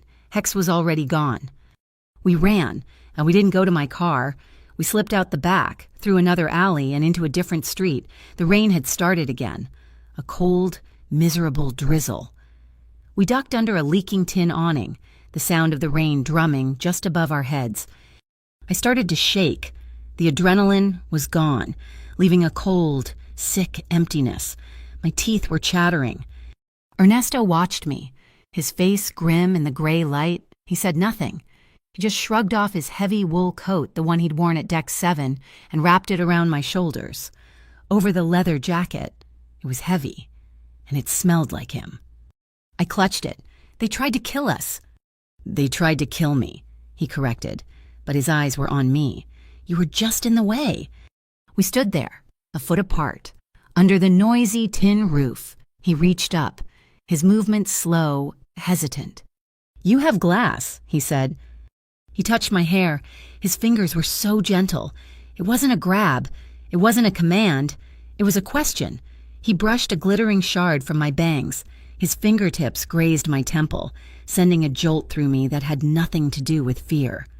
I stared at him. I could feel the warmth of his palm, radiating heat near my cheek. His eyes were dark, no longer like ice, but like the deep, churning river water. I could see the lines of his chest rising and falling under his shirt, still damp from the rain. I should have stepped back. I should have told him to stop. I just couldn't. He held my gaze. His hand was still by my face, his thumb stroking my temple. Just once. Don't let me mess this up, he whispered. The words were almost lost in the rain. I swallowed, my throat dry. I could feel his warmth and the cold of the rain and the terror, all swirling into one impossible feeling. Then don't rush, I whispered back. His coat was still around my shoulders, heavy with his scent and the damp of the rain when we got back to the sterile, beige apartment in the glass tower. We hadn't run into Lyra Quinn.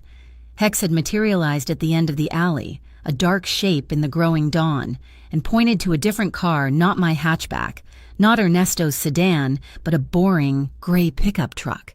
He drove us back, in total silence. She secured it, Ernesto said. As we walked into the apartment, the door clicked shut behind us. Quinn, how do you know? Because she's good, he said, and because she's already here. Lyra Quinn was sitting on the beige couch, looking completely out of place. She wasn't in uniform. She was in jeans and a worn field jacket, her hair pulled back in a severe, practical knot. The pancake flipper from the garage was on the coffee table. Next to it was the strong box, which was now open. She didn't stand up. Her eyes, a sharp, intelligent gray, raked over me, taking in Ernesto's coat, the glass in my hair, the grease on my jeans. Then she looked at Ernesto.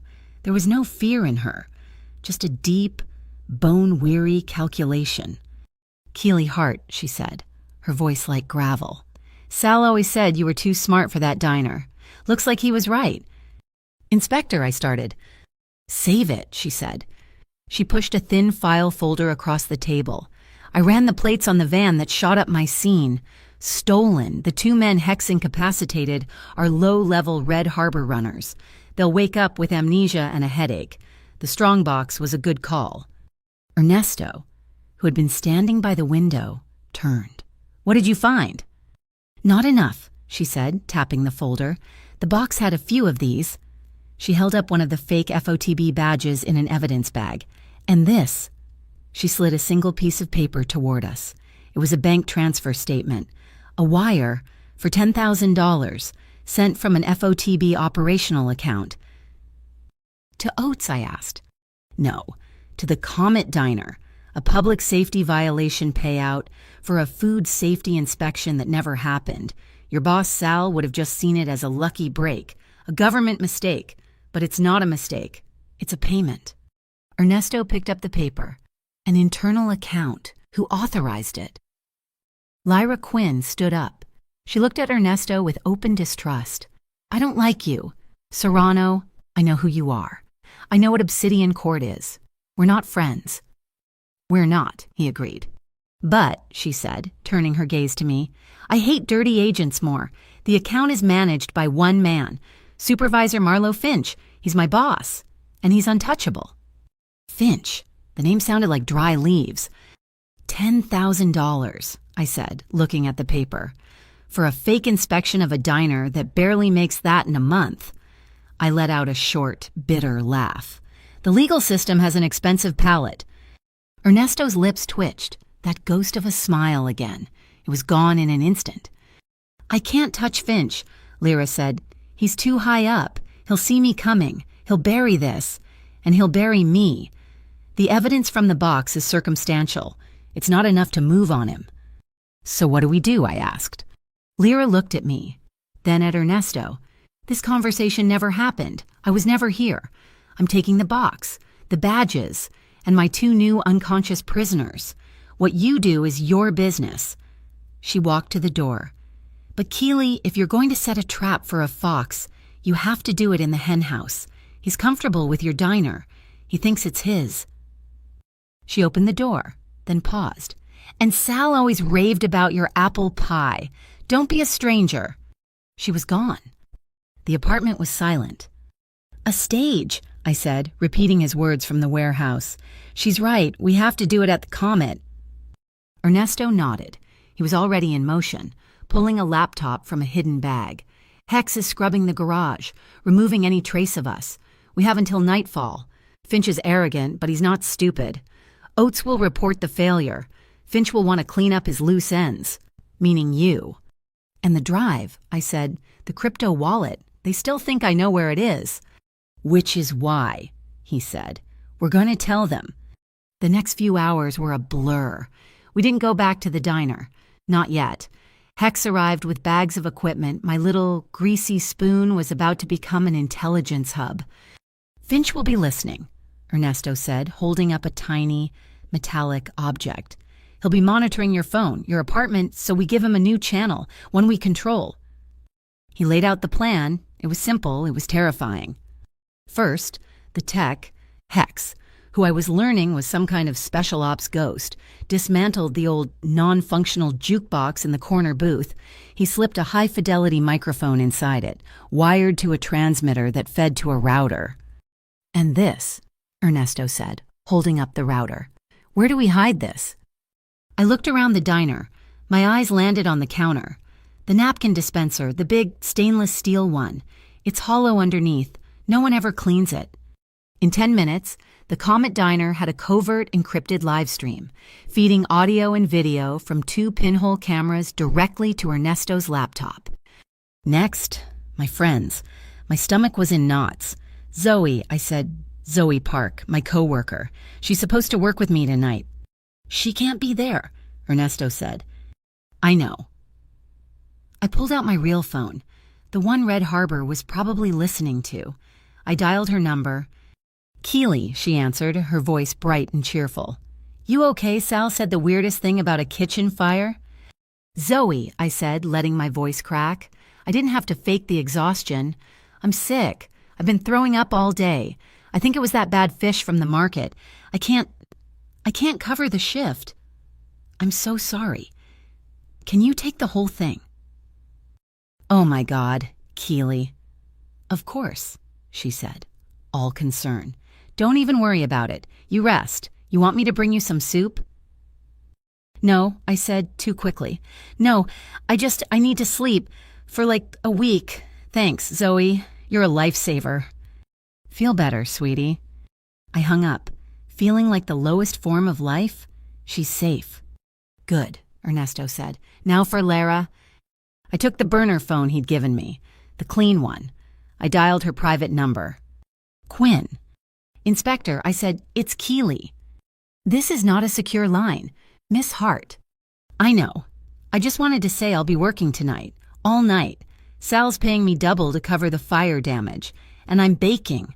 I'm bringing in my special apple pie, the one Sal always liked. There was a pause. I could hear her breathing. I'm not usually in that part of town at night, she said. I know, I said, but I'll save you a slice, just in case you're craving it. I hung up. She'll be there, I said. Ernesto nodded. He held out his hand. In his palm was a pen, a simple, black, ballpoint pen with a silver clip. It's not a pen, I guessed. It is, he said. It also records broadcast quality audio for 12 hours. Keep it on you, on your apron, pointing up. The cameras get the video. This gets the sound. I took it. It felt heavy. I clipped it into the pocket of my clean apron. The one I'd brought from the apartment, it just looked like a pen. Last part, he said, the bait. The drive, I said. He nodded. Oates will come. Finch will come. They'll come to silence you and to get the drive. We have to make them believe it's there. He went to Sal's office. He found the old metal recipe box where Sal kept his specials. He pulled out the card for the Comet Deluxe, our biggest, messiest breakfast platter. He slipped a slim black USB drive a dummy into the box, behind the recipe card. Now, he said, we tell them. He used a laptop I'd never seen before, routing his signal through 6 different countries. He sent one anonymous text message to a number in Oates' file. Comet Deluxe, tonight, she's alone. They'll bite, he said. And you, I asked, my voice barely a whisper. Where will you be? Right here, he said. He pointed to the last booth, the one in the back, by the kitchen, with a clear view of the counter and the door. I'm just another customer. Tonight, Keely, this is your diner. You run the show. I stared at him, and he was putting his life, this whole operation, in my hands, in the hands of a waitress with a pancake flipper. He put his hand on my shoulder. His thumb brushed the collar of the leather jacket. You're not a waitress tonight. You're the house, and the house always wins. Night fell. The buzzing sea on the Comet sign, which Hex had repaired, flickered on, casting its familiar, broken red light onto the wet street. I unlocked the door.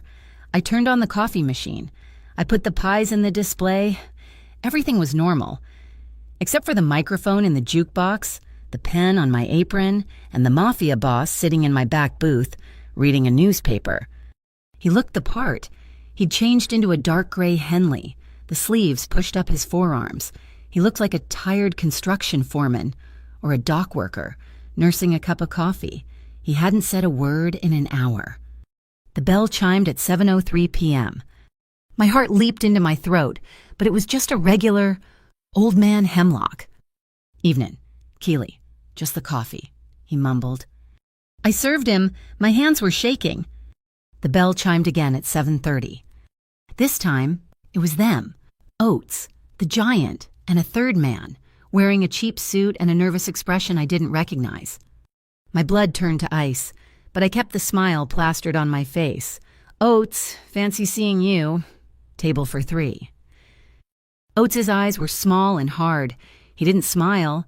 We're not here to eat. We're here on official FOTB business. Again. Really, I said, wiping the counter. Because the last time, your badges were fake and your friend pulled a knife. The giant tensed. This time, a new voice said, it's official. A man in a real expensive-looking suit stepped in. He was older, with silver hair and a politician's smile. He flashed a badge, a real one. Supervisor Marlowe Finch, FOTB, he said. We're investigating a series of threats made against a federal witness. You, Miss Hart. I almost laughed. Me a witness.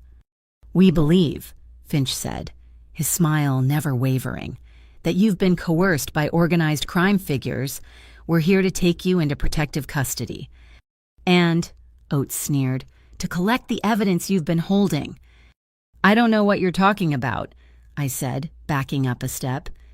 The drive, sweetheart, Oates said, moving toward the counter. The one you helped Serrano steal. We know you have it. I'm going to need you to stay on that side of the counter, I said, my voice sharp, unless you have a real warrant to search this property. Finch's smile faltered. He looked at Oates. He was standing right in front of the pinhole camera. I saw his hand. He made a small, subtle gesture, a quick, 2-fingered tap on his thigh. A signal. We don't need a warrant, Oates said, and he put his hand on the counter to vault over it. The bell chimed. Excuse me, a sharp, tired voice said. Is the apple pie fresh? Lyra Quinn. She was in her civilian clothes, her hands in her jacket pockets. She looked like any other customer. Finch froze. He knew her. His face went pale, then flushed a deep, angry red. Inspector Quinn, he said, forcing a smile. What a surprise. We're in the middle of an operation here. Really? Lyra said, walking slowly to the counter. She looked at Oates, who was still half tense to jump. She looked at me. Looks to me like you're harassing a civilian. Supervisor, I'll just have a coffee. Black. I poured it, my hand rock steady. I slid it to her. "Now," Finch said, his voice like ice. "Miss Hart, you will come with us. Oates, secure the package." "He's not touching anything," I said, planting my hands on the counter. "I told you. Get a warrant." "You," Oates snarled. "That's enough." Finch snapped. He was flustered. Lyra's presence had broken his script. He took a step toward the counter, toward Sal's office. "This is a matter of national security." As he moved, he brushed against the pie display, a small, padded envelope, the same kind Oates had planted behind the coffee machine, fell from the inside of his suit jacket. It landed on the floor with a soft thud. Finch didn't notice, but Lyra did. I watched, frozen. As Lyra Quinn bent down, as if to tie her shoe, she picked up the envelope as she stood up, holding it. "Supervisor," she said, her voice dangerously quiet, "you dropped this." Finch looked at the envelope. His face went completely white. He knew what it was. It was dirty money, a payoff. "That's not mine," he stammered. "Isn't it?" Lyra said. "It looks just like the bribe money we've been tracing in the Red Harbor case." Oates knew the game was up. He lunged, not for me, not for Lyra, but for the recipe box in Sal's office. "Get the drive." My phone, the burner, buzzed in my pocket. A text. From Ernesto. 3 words. "Cut the lights." I didn't hesitate. My hand shot under the counter to the main breaker switch. Sal always had me flip it at closing. I yanked it down. The diner plunged into total, absolute blackness. The jukebox music died. The coffee machine hissed into silence. The buzzing sea outside went dead. A woman screamed Lyra, faking it. "He's got the drive," Oates yelled in the dark. A second later, the green, ghostly emergency lights clicked on, bathing the diner in an apocalyptic glow. It was a tableau from hell. Oates was frozen, halfway to the office. The giant was shielding Finch. And Lyra Quinn had her service weapon drawn and pointed directly at Marlowe Finch's head. "FOTB, don't move," she yelled. The lights snapped back on, full, fluorescent, unforgiving. Finch stood there, blinking, his hands half raised. Oates and his men looked at the front door, ready to bolt. "Marlowe Finch," Lyra said, her voice ringing with authority as she snapped handcuffs on him. "You're under arrest for bribery of a federal agent, evidence tampering, and consorting with the Red Harbor Syndicate." Oates and his men didn't wait. They bolted. They shoved past the counter and ran for the front door, throwing it open, and ran directly into 2 of Ernesto's men, the same 2 from the diner. In their black polo shirts, they weren't there to fight. They were just there. A human wall. Oates and his crew recoiled, turning to run out the back, through the kitchen. They ran straight into Hex, who was standing there like a ghost. "This way," Hex said, and he opened the back door, pointing them into the alley. "They're getting away," I yelled. "Let them," Ernesto said. He was suddenly at my side, his hand on my back. I heard the sound of sirens, real ones, this time. Not the fake Red Harbor siren, but the entire Graybridge PD. Oates and his men ran down the alley, desperate to escape, and ran directly into a phalanx of uniformed police officers, led by Lyra Quinn's backup team. It was a pincer, a legal and street-level trap. Ernesto hadn't stopped them. He'd just herded them, right into Lyra's waiting net. Finch was standing, cuffed, by the counter, his face a mask of disbelief. Lyra was reading him his rights. The diner was full of cops. Ernesto's hand was still on my back, a solid, warm pressure. He leaned in, his voice for me alone. "Good work, Keeley," he whispered. "You cleared the diner." The drive back to Arden Key was a silent, vibrating blur. The flashing blue and red lights of the Graybridge PD faded in my rearview mirror, swallowing the Comet Diner whole. My diner. It felt like a stage set I had just walked away from. The play over. The actors gone. My hands were still shaking, gripping the steering wheel of the gray pickup truck. Ernesto sat beside me, as still as stone. He hadn't said another word since his quiet "good work." We pulled into the warehouse. The massive metal door groaned shut, sealing us in, and the sudden, profound silence was a shock. It was just us. The adrenaline began to drain out of me, leaving a hollow, aching exhaustion in its place. The warehouse was exactly as we'd left it, warm, pools of yellow light, the scent of coffee and old paper. But there was a new smell, faint but unmistakable. The sweet, baked apple and cinnamon scent of my pie. It must have clung to my clothes, a ghostly reminder of the trap. I walked to the massive, industrial-paned window, staring out at the dark, churning river. The rain had started again. A soft, steady drumming on the roof. I felt empty. The terror of the last 2 days, the chase, the confrontation, it was over. Finch was arrested, Oates was in custody, Red Harbor's Graybridge operation was broken. I was safe. So why did I feel like I was about to shatter? I leaned my forehead against the cool glass. My shoulder throbbed. I looked down.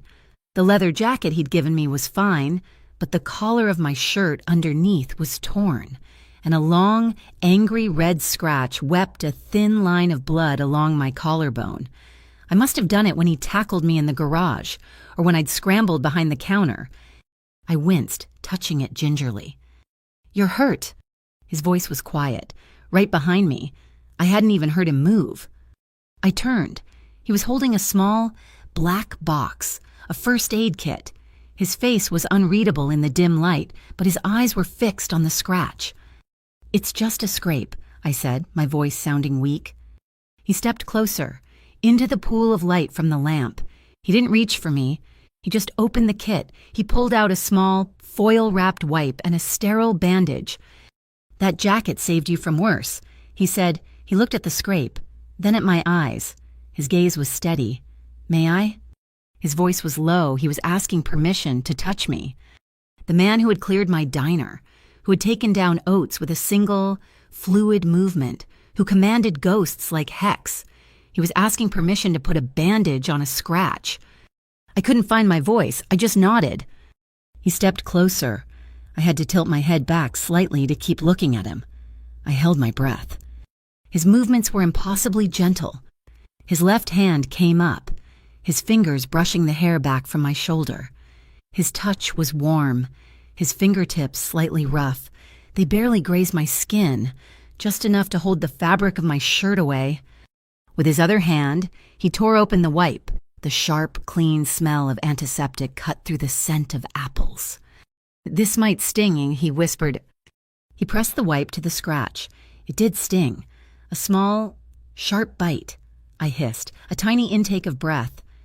"I know," he said, his voice a low rumble. He dabbed at the skin, his touch so light, so precise. He wasn't a brute. He was a surgeon. I watched his face. He was completely focused, his brow furrowed just slightly. His dark lashes were stark against his skin. My heart was doing a slow, heavy drumbeat against my ribs. I wasn't breathing. Or maybe I was.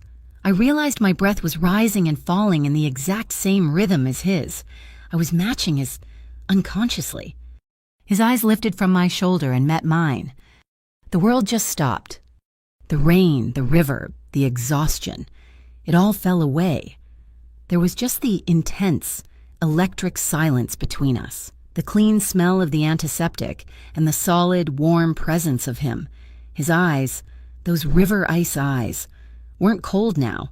They were dark, deep, and searching. He was looking at me like he was seeing me for the first time, and like he had known me for 100 years. He finished cleaning the scrape, and he didn't move away. His hand was still resting gently on my good shoulder, his thumb stroking the fabric of my shirt. A small, absent-minded circle.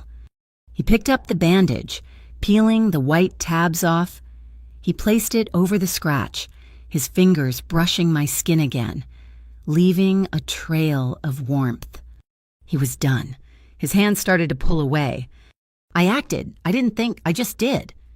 I lifted my own hand and placed it on top of his, on the back of his hand. His skin was warm. My fingers curled over his. It wasn't a thank you. It was an answer. A yes. He went completely still. I watched his throat as he swallowed. His eyes searched mine. looking for what doubt fear. He didn't find any. His other hand, the one that had been holding my shirt, came up. He didn't touch my face. He grazed his knuckles. Just once, along my jawline, a question. I leaned into the touch. That was all the answer he needed. He leaned in. It was slow, so agonizingly slow. He gave me every second, every fractional inch to pull away, to turn my head, to say no. I met him halfway. His lips touched mine. It wasn't a crash. It was a landing. It was soft, hesitant, and breathtakingly gentle. It was just a press, a taste, mint and coffee, and something that was just him. It was a question, and I answered by pressing back, just slightly. It was enough. The kiss deepened. It was still slow, still respectful, but the tentative question was gone, replaced by a firm, confident statement. It was a kiss of relief, a kiss of we made it. It was the end of the adrenaline and the beginning of something else. He pulled back, but only an inch. Our foreheads touched. We were breathing the same air. I kept my eyes closed. Keely, he whispered. It wasn't a name. It was a prayer. A low, instrumental sound filled the silence, a soft, bluesy jazz. It had been playing the whole time, so quietly I hadn't even noticed it. He moved, shifting his weight. He slid the armchair he'd been sitting in earlier, and with his hand still linked with mine, he drew me to my feet. I was standing in front of him, our bodies almost touching. His hands, those capable, dangerous, gentle hands, slid from my arms to my back. They rested there, a solid, safe weight. Then slowly, as if testing the ice, they slid down to the curve of my waist. He stopped, his thumbs resting on my hip bones, waiting. I gave him my answer. I lifted my arms, my hands shaking just a little, and looped them around his neck. A small sigh escaped him. It was a sound of surrender. I could feel the solid, tense muscles of his shoulders under my hands, the hard planes of his back through the thin fabric of his shirt. He was so strong. I pulled myself a fraction of an inch closer. A tiny, breathless laugh escaped me. It was a sound of pure disbelief. My hair brushed his cheek, and he turned his face into it, his eyes closing. We started to move, not a dance, just a sway, a slow two-step shuffle to the rhythm of the quiet jazz, there in the pool of yellow light by the rainy window. His lips found mine again. This time, there was no hesitation. It was deeper, warmer. It was a real kiss. Our mouths moved together, learning each other. His hand slid from my waist up my back, pulling me closer, until my chest was pressed against his. I could feel his heart, a strong, steady thump, thump, thump that matched my own. His lips parted from mine, trailing a line of warmth along my jaw.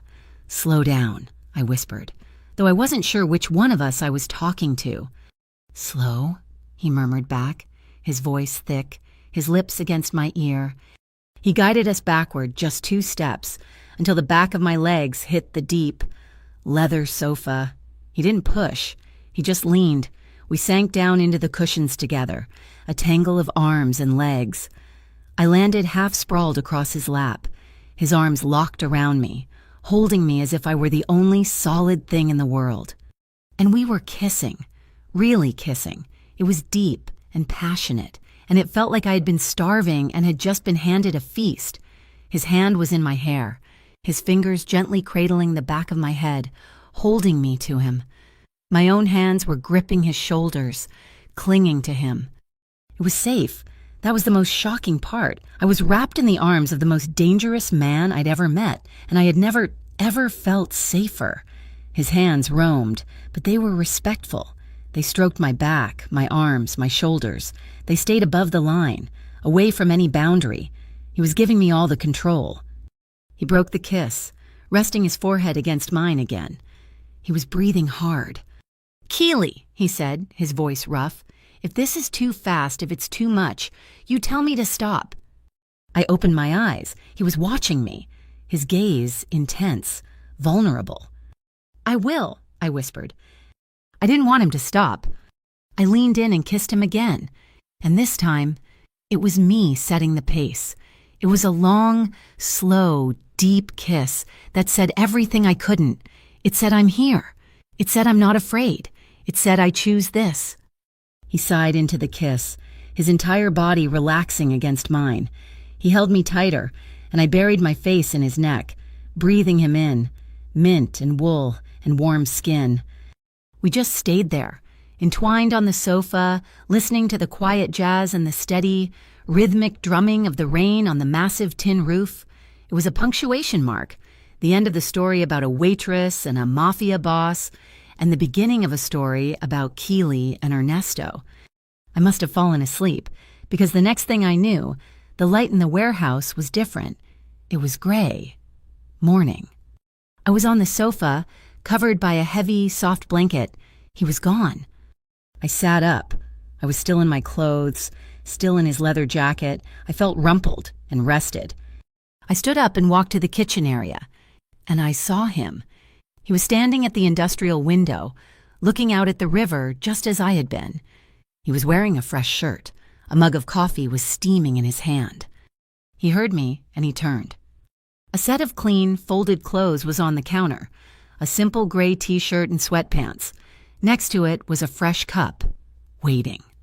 He didn't smile, he just watched me. I walked over. I poured myself a cup of coffee. I looked at the clean clothes, and then at him.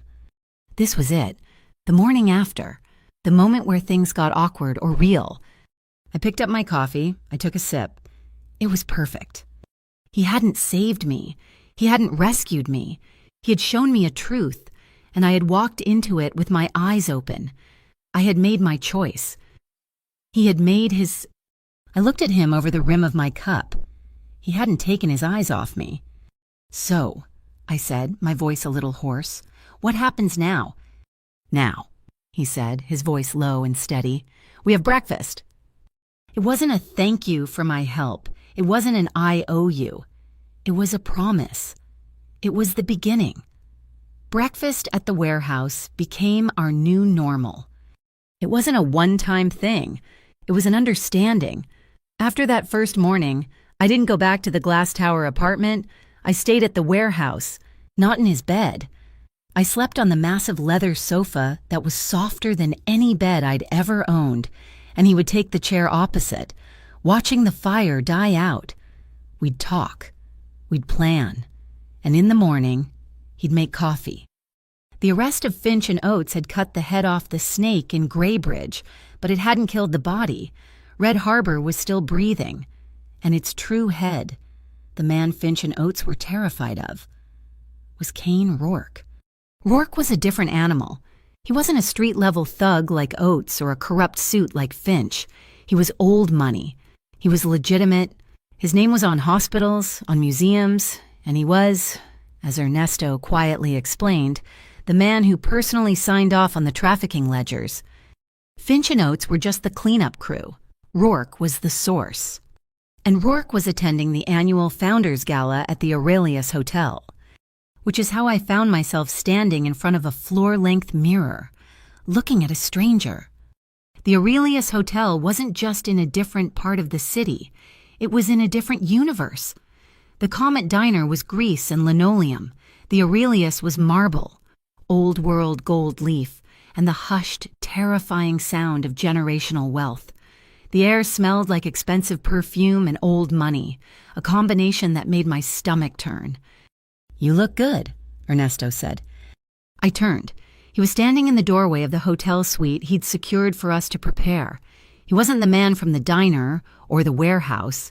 He was Mr. S., the mysterious new investor who had bought a table at the gala.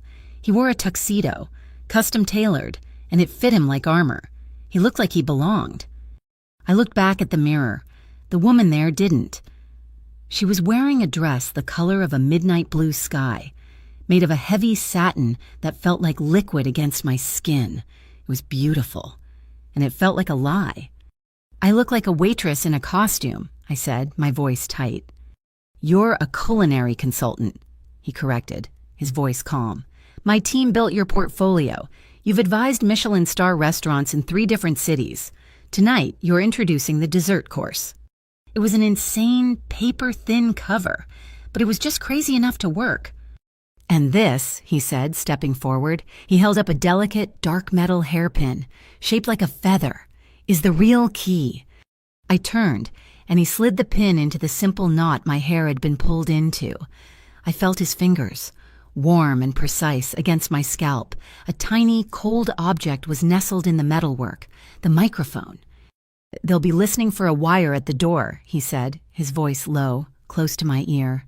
"They won't be looking for a hair accessory." He stepped back. His hands rested on my shoulders for just a second. A silent, steady pressure. Then he held out his arm. "It's just another diner, Keeley. The plates are just cleaner."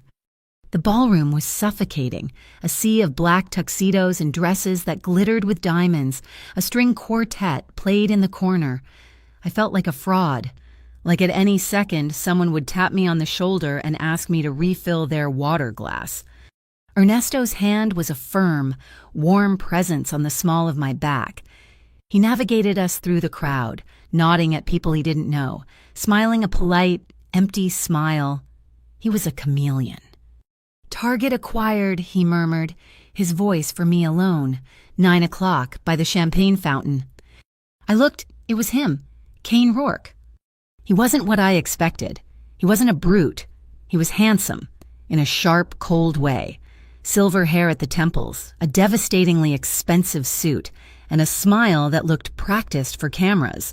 He was laughing, holding a glass of champagne, schmoozing with a city councilman. He looked like a senator. And standing next to him, looking nervous and sweaty, was Commissioner Davies, Finch's partner, the real mole. "Rourke is the bank," Ernesto whispered. "Davies is the key. Rourke gives him the money. Davies makes the Red Harbor problems disappear. We need to catch the transaction. We need to link them, on tape, with the trafficking ledger." "And the ledger," I whispered back, "is the dessert you'll be offering him," Ernesto said. The string quartet swelled, shifting from a quiet classical piece to a slow, sweeping waltz. Ernesto didn't ask. He just turned, took my hand, and led me onto the polished dance floor. "What are we doing?" I hissed. "We're supposed to be working." "We are," he said. He pulled me close. His hand was firm on my back, my hand on his shoulder. We started to move. It wasn't like the sway in the warehouse. This was public. This was a performance. Every person in this room was watching everyone else. "We need to be seen," he said, his voice a low rumble against my cheek. "We need him to see you with me. He knows Oates and Finch failed. He knows the waitress was involved. He's been assessing the threat. Now, he sees you, not as a threat, as an asset, my asset." He spun me, a slow, graceful turn. I looked past his shoulder. Rourke was watching us. His champagne glass was still. His smile was gone. His eyes weren't angry. They were cold, calculating. He was looking at me. The waitress from the diner, now draped in satin and dancing with a man who had just bought a $50,000 gala table under a fake name. He was connecting the dots. "He's watching," I whispered. "Good," Ernesto said. His grip on my hand tightened. "Let him." We moved with the music. For a minute, just a minute. It wasn't a performance. It was just us. His hand on my back, the solid wall of his chest, the faint, clean scent of his cologne. It was the same feeling I'd had in the warehouse. Safety. An island of calm in a sea of sharks. I had a tiny, almost invisible earpiece in my left ear. It crackled to life. "Comet Blue is live," Lyra Quinn's voice whispered, tinny and distant. I almost jumped. "I'm on the house security feed. Rourke is getting nervous. Davies is moving." The music ended. The dance floor cleared. "Showtime," Ernesto murmured. He released me, and the loss of his touch was like a sudden, cold draft. My heart was hammering. I was just a waitress. I was just a waitress. I repeated it to myself. I wasn't a spy. I remembered my job. I read people. I walked toward Rourke. He saw me coming. His eyes narrowed. This was not in his plan. "Mr. Rourke," I said. My voice was pure Comet Diner, polite, professional, and slightly deferential. He looked down at me, his smile returning, but it was thin. And you are? Keely Hart, sir. I'm the culinary consultant for tonight's event. I hope you're enjoying the appetizers. They're adequate, he said, dismissing me. I'm glad, I said, not moving. I understand you're a collector, sir, of rare things. His eyes sharpened. I dabble. We have something in the private wine gallery, a very rare vintage we're previewing. It's not on the public list. The details on it are sensitive. I was told to bring any true connoisseurs for a private tasting. Rourke looked at me, and he was reading me. He saw the waitress, trying to impress a rich guest, and he saw the woman who had been dancing with Ernesto Serrano. He was intrigued. He thought I was a messenger. Commissioner Davies is already there, I added. That sealed it. Lead the way, Miss Hart, and he said. I led him from the thrumming ballroom into a quiet, wood-paneled hallway, and then into the wine gallery. It was a long, narrow room, lined with bottles behind glass.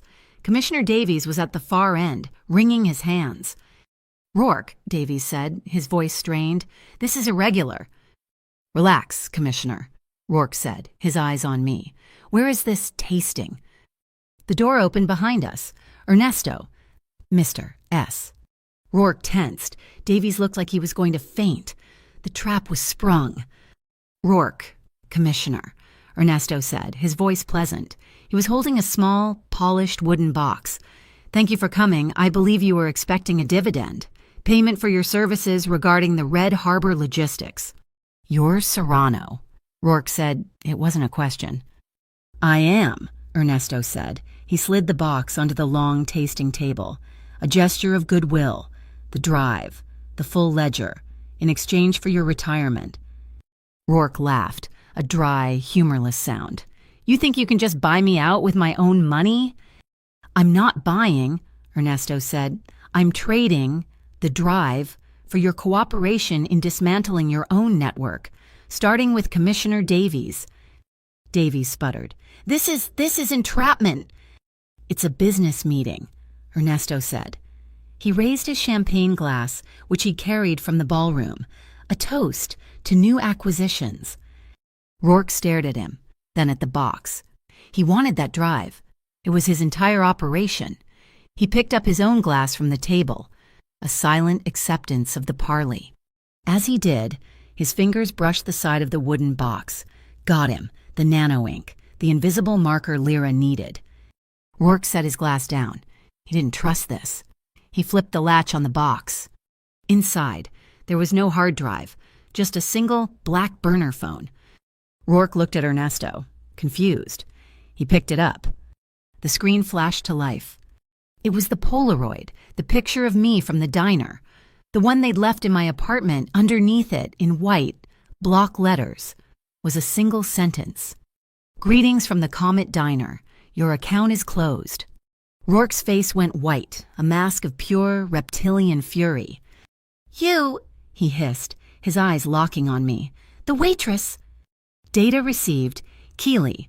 Lyra's voice buzzed in my ear. We have the ledger. The drive just auto-forwarded. We have it all. We have the commissioner.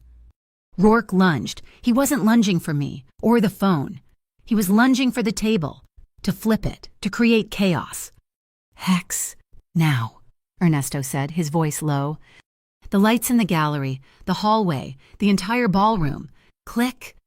Total blackness. The only light was the green, ghostly glow of the exit signs. Screams erupted from the ballroom. Chaos. Move! Ernesto grabbed my hand, his grip like steel. We burst out of the gallery into pure pandemonium. The glitterati were now just a terrified mob, pushing and shoving in the dark. There, a voice yelled. 3 of Rourke's men. They weren't in tuxedos. They were in black suits, and they were pushing through the crowd, heading straight for me. They were Rourke's personal security. One of them got to me first. He grabbed my arm, his fingers digging in, tearing the delicate satin. Ernesto didn't hesitate. He spun, not against the man, but with him, using the man's own momentum. He drove his elbow, hard, into the man's sternum. I heard the sickening, dull whoosh of air leaving his lungs. The man crumpled. A second guard lunged, a dark shape in the green light. He had something small and black in his hand, a taser. Ernesto moved inside the man's guard. He caught the wrist, twisted. I heard a small, sharp snap of bone. The taser clattered to the marble floor. The man howled, clutching his arm, and fell back. It wasn't lethal, it was just final. A loud alarm blared, deafening and high-pitched. "Security, hands up, hands up!" The main lights flickered, then snapped back on, blindingly bright. We were frozen in a sea of screaming, terrified partygoers. But the voice wasn't Rourke's. Lyra Quinn was standing on a chair, her service weapon pointed at the ceiling. She was flanked by 2 real hotel security guards. "Commissioner Davies," she yelled, her voice cutting through the panic, "you are under arrest for conspiracy to aid a racketeering organization and receiving bribes." The crowd parted. Davies was trying to crawl away. His tuxedo jacket ripped. Lyra hauled him to his feet and snapped handcuffs on his wrists. I looked around, my heart pounding. Rourke. He was gone. In the chaos, in the darkness, he had vanished. The 2 guards were a diversion. "He's gone," I said, breathless. Ernesto was already pulling me toward a service exit. Behind a curtain, I know. He was never the target. Davies was... We got the commissioner. We got the ledger. Rourke just lost his political cover. And his bank account. He's an eel. We knew he'd slip away. He shoved the heavy fire door open, and we spilled into a concrete stairwell. The alarm was muffled now, a dull, angry throb.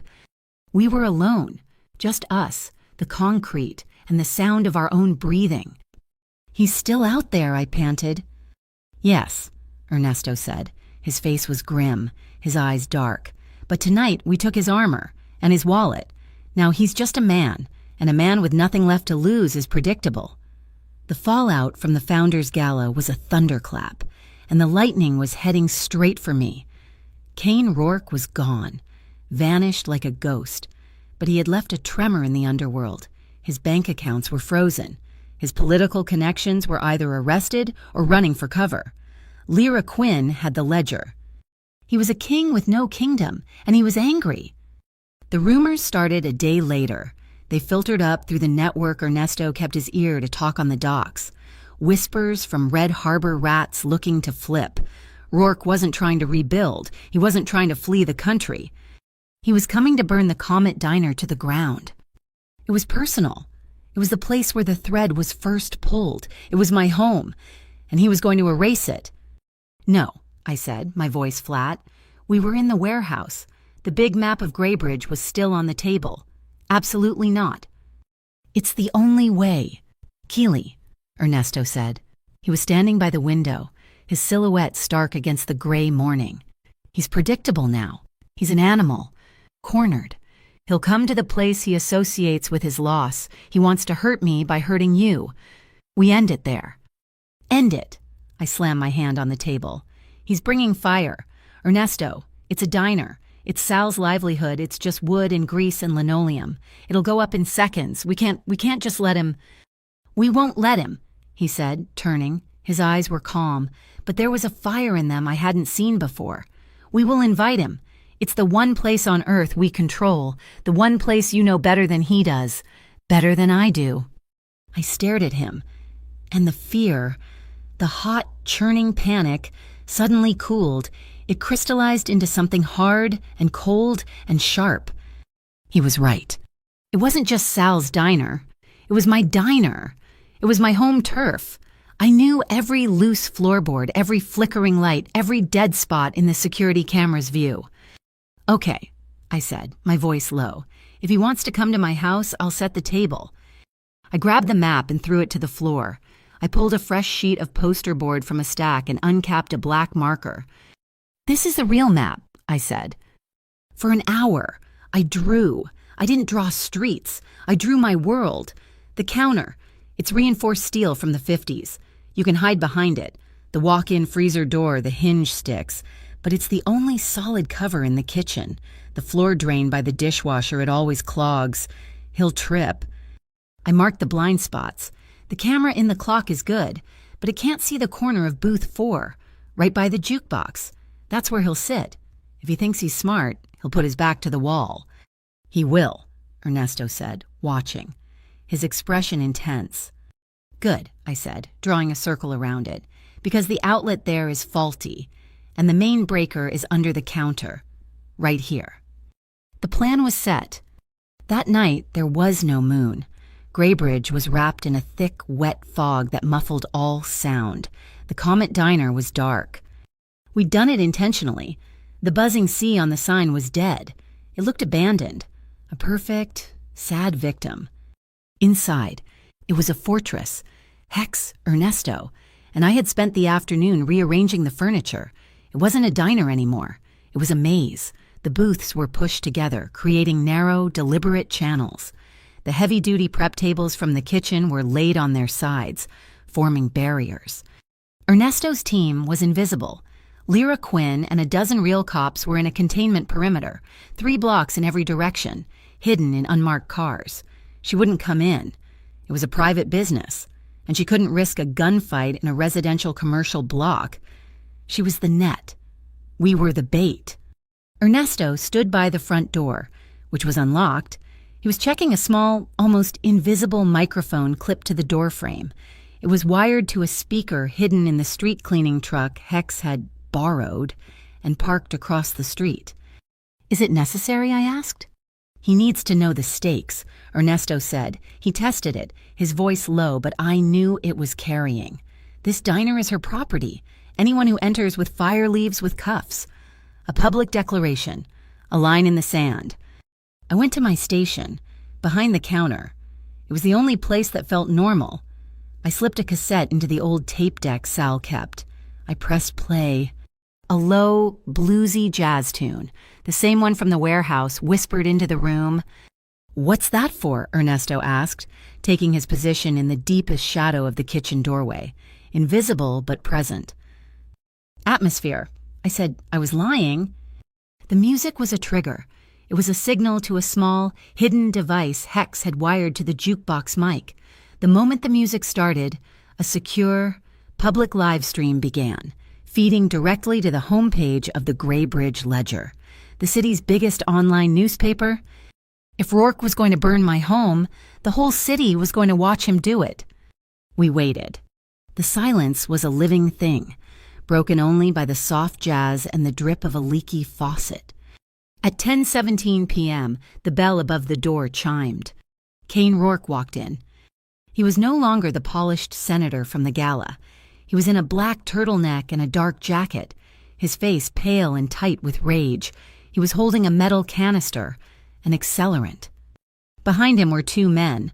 One was a broad-shouldered man I didn't know, carrying a long-barreled torch, the arsonist.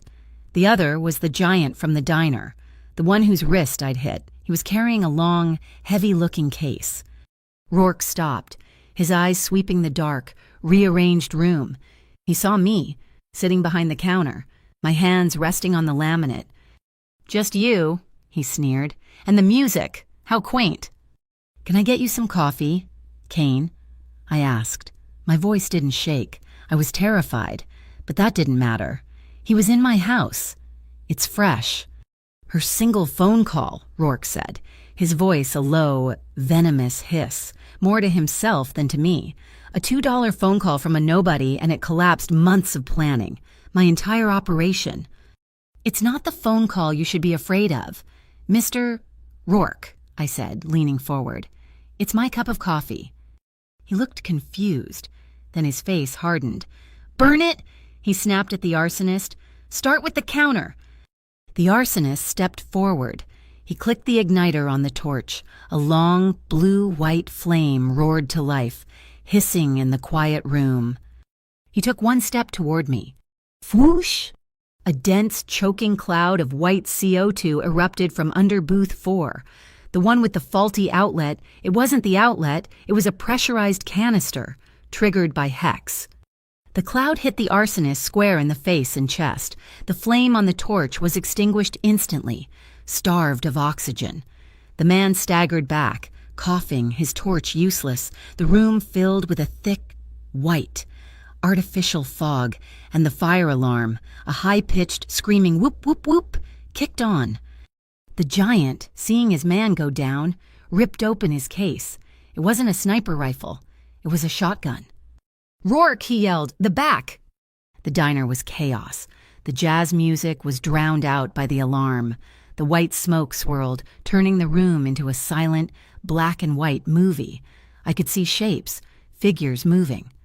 Rourke was vaulting the counter, coming for me. A shot exploded. It was deafening in the small space. It wasn't the shotgun. It was a pistol. One of Rourke's men, a third one, had been hidden by the door. He had fired at me. Keely Ernesto's voice? He wasn't in the kitchen doorway. He was in the air. He launched himself, just as he had in the garage, tackling me, not down but sideways, sliding us both along the laminate counter, away from the line of fire. He grunted, a low, sharp sound of pain I had never heard him make. He pushed us behind the industrial steel fridge. "Are you hit?" he gasped, his face tight. "No," I said, my heart in my throat. "You are." A dark, wet stain was spreading across his shoulder, soaking the gray of his Henley. It just grazed me," he ground out, but his face was pale. He was still standing. He was still between me and the room. The shooter was moving, trying to get a clear angle on us. I could see his shadow through the swirling smoke. Rourke was shouting. I saw it, the high-pressure dish hose, the one with the metal nozzle, the one I used to blast dried egg yolks off plates. I grabbed it. I twisted the industrial hot water tap, and then the cold. I braced myself and pulled the trigger on the nozzle. A high-pressure jet of scalding hot water shot out, a solid 20-foot stream. I aimed it. The shooter, was raising his pistol. I hit his hand. He screamed. It was a raw, high-pitched sound of pure agony. The pistol clattered to the floor. Ernesto moved. Even wounded, he was a blur. He exploded from behind the fridge, kicked the pistol away, and slammed his good shoulder into the man's chest. He drove him back against the wall, and with a single, brutal chop to the man's neck, the shooter slid to the linoleum floor, out cold. The front door of the diner burst open. It wasn't more thugs. It was Lyra Quinn, flanked by 4 uniformed cops, their weapons drawn, their faces grim. The fire alarm, the smoke, the sound of the shot, it was all the probable cause she needed. "Police don't move hands in the air." The scene was frozen. The smoke was clearing. The jazz was still playing, a ghostly, terrible soundtrack. Rourke was standing by the jukebox, his hands half raised, his face a mask of utter defeat. The giant was on his knees, his hands on his head. The arsonist was still coughing. The red and blue lights from the street outside flooded the room. Mixing with the flashing red of the fire alarm, it was a stage, and the whole city was watching. I looked at Ernesto, and he was leaning against the counter, his bad shoulder pressed to the steel. He looked at me, and a small, pained smile touched his lips. Then his legs buckled. He didn't fall. He caught himself, dropping to one knee. I ran to him. I dropped to the floor, sliding, and caught him. I wrapped my arms around his waist, holding him up. His head fell forward, resting on my shoulder. He was heavy and real and bleeding in my arms. My hands were shaking, but my grip on him was steady. I looked up. Lyra was cuffing Rourke, and I saw it. One of the cops was holding a press camera. The Graybridge Ledger's live stream was still active. The camera was on me, on us. I held Ernesto tighter. I leaned in, my lips close to his ear, but my voice was clear, hard, and meant for the microphone I knew was still on. "Nobody," I whispered, "burns my home." The Red Harbor Syndicate was broken.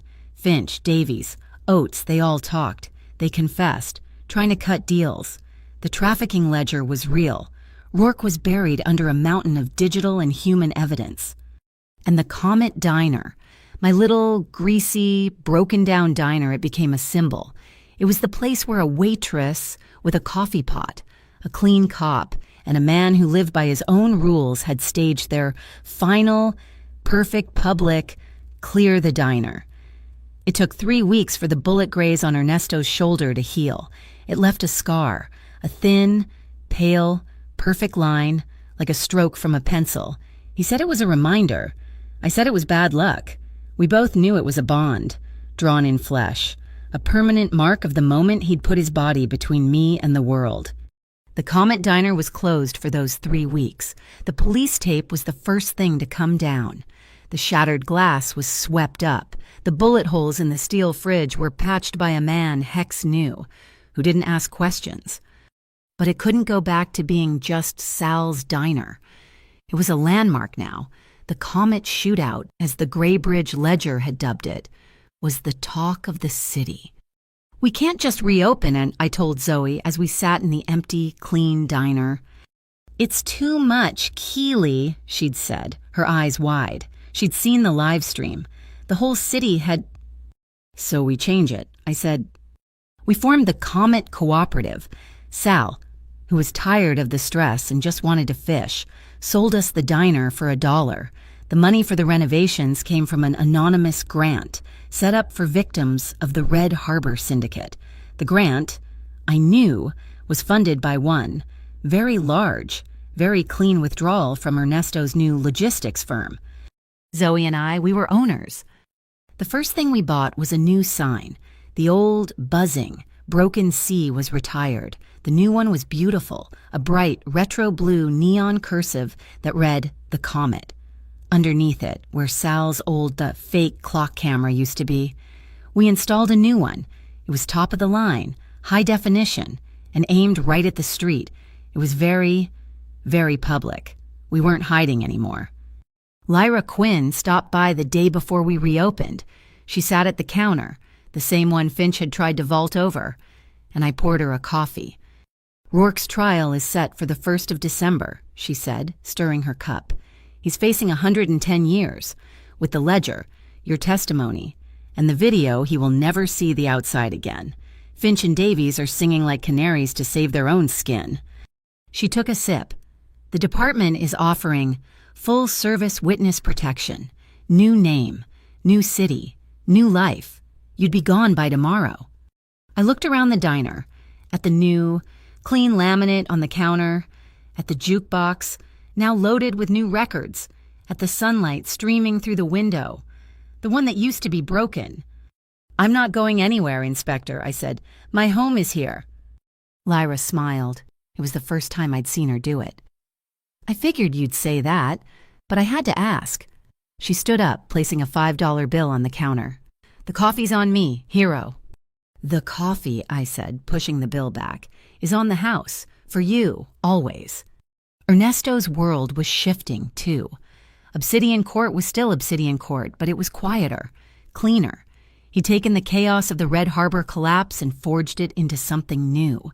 His new logistics company was legitimate, handling high-end security for the very same events his men used to watch from the shadows. His rules, the ones he'd spoken in the warehouse, were now company policy. No trafficking, no minors, no civilians. He was evolving, and I was terrified I was the reason. He came to the diner the night before the grand reopening. I was there alone, polishing the new espresso machine, the one I'd bought with the co-op's new funds. The bell chimed. He stood in the doorway. He wasn't in a suit. He wasn't the shadow from the alley. He was just Ernesto, in jeans and a dark, simple sweater. He looked, for the first time since I'd met him, uncertain. He didn't step inside. He just stood on the threshold. "You changed the sign," he said. "It was time," I said, wiping my hands on my apron. He was silent for a moment. "I need to ask you something." I waited. "I want to stay," he said. His voice was low. He was looking at his shoes, then at me. "But I will only do it on your terms. Keely, not mine." He was asking permission. To be in my life, he was giving me the power to say no. I didn't speak. I turned around, picked up the small notepad I used for taking orders, and grabbed a pen. I wrote, in my neatest, clearest script. I tore the page out and slid it across the counter to him. He read it. "House rules," it said at the top. 1, no weapons inside, ever. Leave them in the car. I don't care who is after you. 2. This is a diner. It is not your office. It is not a meeting place. It is not a dead drop. You come here. You come as a customer. 3. You always pay for your coffee. He read the short list twice. I watched his face. I saw that tiny, almost invisible smile, the one that only ever touched the corners of his mouth. He took the pen from my hand, and at the bottom of the notepad paper, like it was a treaty, he signed his full name, Ernesto Serrano. This, he said, tapping the paper, is the most difficult negotiation I've ever been in. My lawyers would advise against it. I'm not your lawyer, I said, taking the paper back. I know. He leaned forward, his hands flat on the counter. But I have one question about the terms. What? What about the clause? He said, his eyes glittering. Where the second cup is free for the guy who is dating the owner. We can discuss that amendment, I said, trying not to smile. That night, after I'd finished the prep for the morning, I locked the front door. The diner was dark, lit only by the new blue neon glow from the street. I was exhausted. I turned, and he was there. He'd been sitting in the back booth, the one where he'd watched me during the Finch takedown. He'd been silent for an hour. The jukebox, the one that had been a listening device, was now just a jukebox. He'd put a coin in. A slow instrumental jazz tune began to play, the same one from the warehouse. He didn't say anything. He just stood up and held out his hand. I walked to him. I put my hand in his. He pulled me close. We danced. Right there, on the black and white linoleum tile. Still damp from my mop. There was no performance. There was no crowd. It wasn't the calculated waltz from the gala. It was just a sway. I rested my head on his chest. His arms were wrapped around me. His hands splayed flat against my back, holding me. I wasn't in satin. I was in my old work jeans and a t-shirt. He wasn't in a tuxedo. He was in a sweater that was soft against my cheek. I put my hand flat on his chest, right over his heart. It was beating, strong, steady, and slow, thump, thump, thump. He tucked his chin, resting his forehead against mine. We stopped moving, just swayed in place, breathing each other in. I'm not rushing this time, he whispered, his voice a rough vibration that I felt more than heard. I'm staying, right here, with you. I tilted my head back. He looked at me, his eyes dark and full of a quiet, profound warmth I had never seen. This was the real him, not the boss, not the shadow, just Ernesto. He kissed me. It was a deep, slow, searching kiss that tasted like coffee and promises. It wasn't the desperate, adrenaline-fueled kiss from the warehouse. It was a kiss that said home. It was a kiss that said forever. The reopening was a circus. When I arrived at 6 a.m., the line was already around the block. The Graybridge Ledger had run a front-page story on the Comet Cooperative, the girl who fought back. Zoe was panicking. Keely, I can't, there are cameras. Zoe, I said, handing her an apron. It's just pancakes. Go. I unlocked the door. The day was a blur of sizzling bacon, endless coffee pots, and the happy, chaotic roar of a diner that was loved. Around noon, the bell chimed. Ernesto walked in. The diner went quiet for a split second.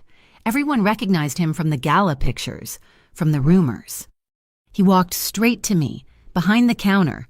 He looked at the chaos, at the tickets piling up, at me trying to make 4 milkshakes at once. You're in the weeds, he said. I'm dying, I said. He did something I never, ever expected. He took off his expensive wool coat, hung it on the hook, and grabbed a clean apron. Where do I start? He asked. He was adorable, and completely, utterly useless. He was a man who could dismantle a criminal empire, but he couldn't figure out the commercial coffee grinder. He spilled grounds everywhere. He tried to use the milkshake machine and sprayed half of it onto his shirt. He tried to work the register and gave a customer $40 in change for a $10 bill. He was a disaster, and I had never been more in love with him in my life. The customers were laughing. They were taking pictures of the city's most notorious, mysterious man, looking completely baffled by a cash register. He just sighed, looked at me, and smiled that tiny, rare smile. The second cup is free. Right. That night, we were alone again. The last customer was gone. The diner was clean. We stood by the front, ready to lock up. I looked at the blue neon sign, painting the rainy street outside. "You know," I said, leaning my head on his good shoulder, "I let you use my phone that night. A simple favor." He wrapped his arm around my waist, pulling me tight. "In return," I continued, "you cleared my diner. You saved my home. You cleared it twice. 3 times if you count the reopening rush," he murmured. I smiled. "It seems fair." He turned me to face him. He cupped my face, his hands warm. "Fair," he said, his voice low and certain, just before he kissed me, "and for life." The bell above the door chimed, a soft, tinny sound as I turned the key in the lock. The camera, our camera, pulled back, away from the counter, past the empty booths, out the front door, into the cool, wet night. The new neon sign of the Comet glowed, a steady, unbroken beacon in the Graybridge rain. Thank you so much for listening to this story. I'd love to know where you're listening from. Drop a comment below so we can connect and share our thoughts. Please subscribe to my channel, Mafia Boss Stories, and give this video a like if you enjoyed it. And if you really loved it, please hit that hype button to help this story reach even more listeners.